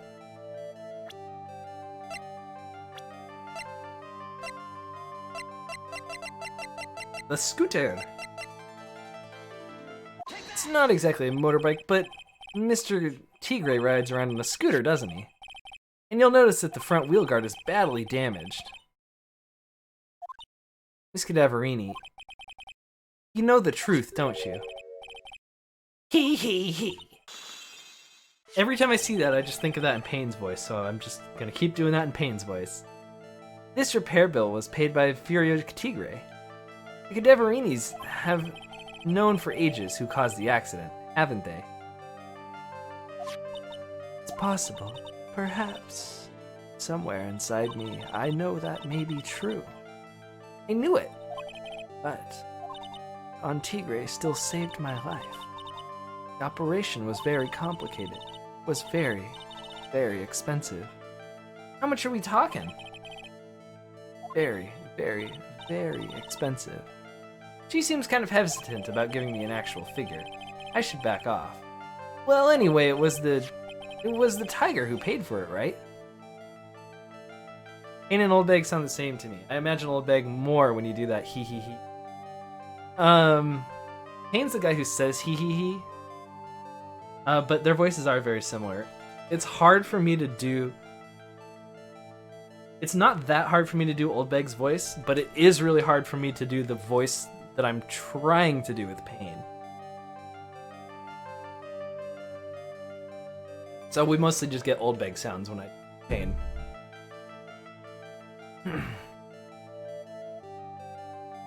After I recovered, Don Tigre told me. He said he paid for the operation because he cared about me. I believe him. Really? But do you honestly believe that to be true? Do you want to know what I think? I think the reason he paid for the operation wasn't because of you, but because of somebody else.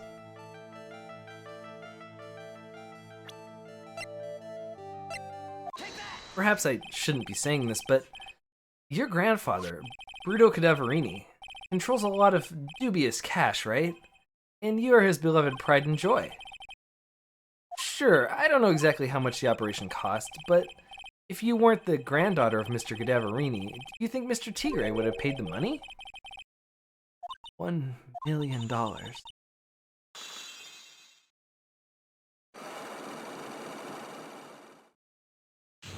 My turntable. We kind of have everything we need now to understand like the motivations of all the characters. 4 months ago, I was in a traffic accident. That's why I needed the operation. I woke up. They told me it was nothing. Simple procedure. Oh, really? 4 months in a coma or something. No big deal, just a 4-month coma. Said the operation cost $1 million. $1 million? Grandfather ordered Don Tigre $1 million. Compensation. Compensation, huh? It's underworld lingo for paying money to settle a score. Basically pay or get into some serious trouble. But $1 million? This has to be related to our poisoning case somehow. Station. I wanted to believe him. I wanted to trust what Don Tigre said. He said it had nothing to do with my grandfather, Bruto Cadaverini. I don't know why I said Victor. Stupid Victor Kudo. I wanted to believe he helped me because he cared about me, not about my grandfather. I knew it wasn't really true. That tear looks really weird until it falls. Wow, I'm so sorry. What he did to get the money was evil. Maybe because it took 4 months and like multiple operations or something crazy like that. He said it was all for me, so I helped him. You helped him? In what way? Here, take these. What are these? Medical papers? I'm Bruto Cadaverini's granddaughter. He had to pay compensation. He was made an offer. Simply couldn't refuse. I'ma make you an offer. An offer you can't refuse.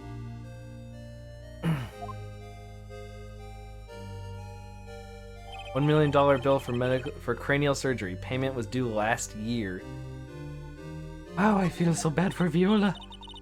It's inexcusable. Huh? There are 2 things that I consider inexcusable. Poisoning and betrayal. Only a coward would hurt people using either of these tactics. Is everything alright, Nick? We should get going. Right after we finish our espresso. I know, she just has the paper. Notice that Nick was extra sensitive about specifically poisoning and betrayal. Just pointing that out, that they left that in there for a reason. Because of case 1. Anyway, right after we finish our espresso. Yeah. I won't need to convince Viola of anything else, so I guess I can get rid of this. Repair bill thrown into the trash.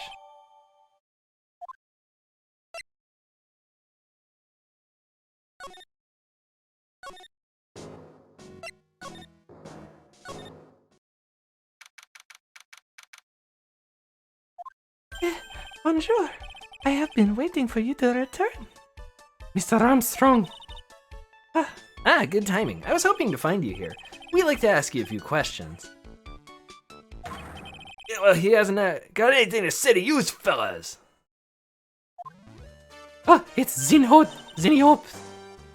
What you calling Zinny Come out from under the table already, Maya. Okay, hand it over. What? Used to want to play games with me? I don't recommend that. The medical papers now. Oh, I think he wants Viola Cadaverini's papers back. You mean this? The $1 million medical papers? Miss Cadaverini trusted you. That's why she said that she helped you. Forget about it. That girl's dumber than an eggplant. Used to want to know what's sad? I'll tell you what's sad. And it ain't only her face.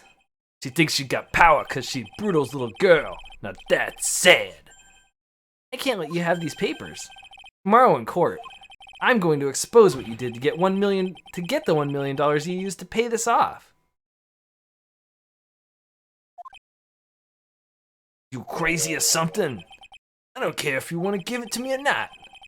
There's two of us here. Got that? Two. Oui. Mr. Armstrong? Forgive me. Désolé. I cannot argue with him. That really hurt. That all you's got? I'll be taking those papers now. Armstrong, get that lighter. Wait. Don't take it too hard, Phoenix, right? That was so stupid. I shouldn't have let my guard down. Those medical papers were vital evidence. That's why the prosecutors have police officers. Hold it, pal! Hold it, pal! Detective Gumshoe! Detective! You think you're gonna stop me, copper? Beat it! Gah! Whoa! Come on, Gumshoe! Keep it together! You guys, get out of here! Leave this guy to me! But go, pal, and take this! If you get hurt, who's gonna look after Maggie, huh? alright, thanks, Gumshoe! Wait, Nick, don't leave me behind. I'll get even with that guy tomorrow in court. Tender lender is going down. Gumshoe fought Tigre. Little Gumshoe. Saving the day.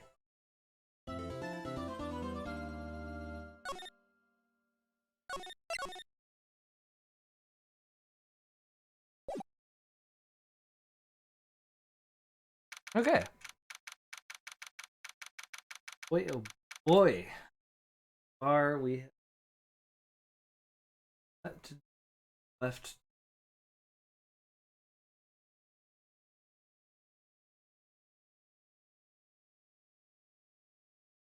I mean,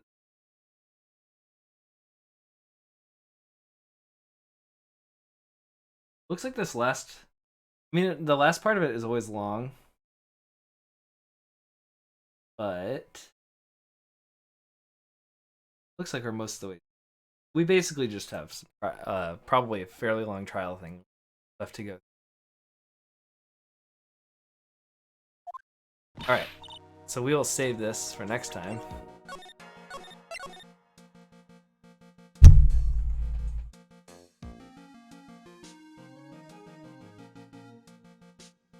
Alrighty. Thanks for watching. I will try to pick this up one more time before Monday, so maybe Sunday I'll do this again.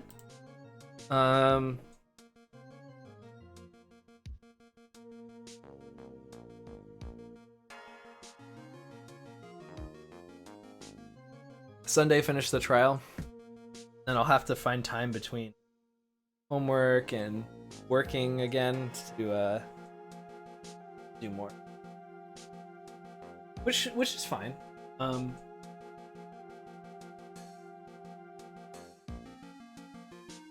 But yeah, one more day of trial, and then we'll get to some really interesting stuff.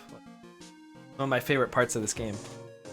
What are your new work hours? I don't know exactly. I know I start at 8, so that's probably 8 to 4:30. And then I have to drive home. It's a long drive home. A long drive there. Jeez. So Tuesdays and Thursdays are gonna suck because I'm gonna have to come home and immediately do lecture or lab. But I only have to go to the office for so long before they let me work from home, probably. Anyway, I'm gonna end the stream now. Thanks for watching. It's been fun. It's been a good stream. You can always call me company. Yeah. Probably be doing that, especially on the way home.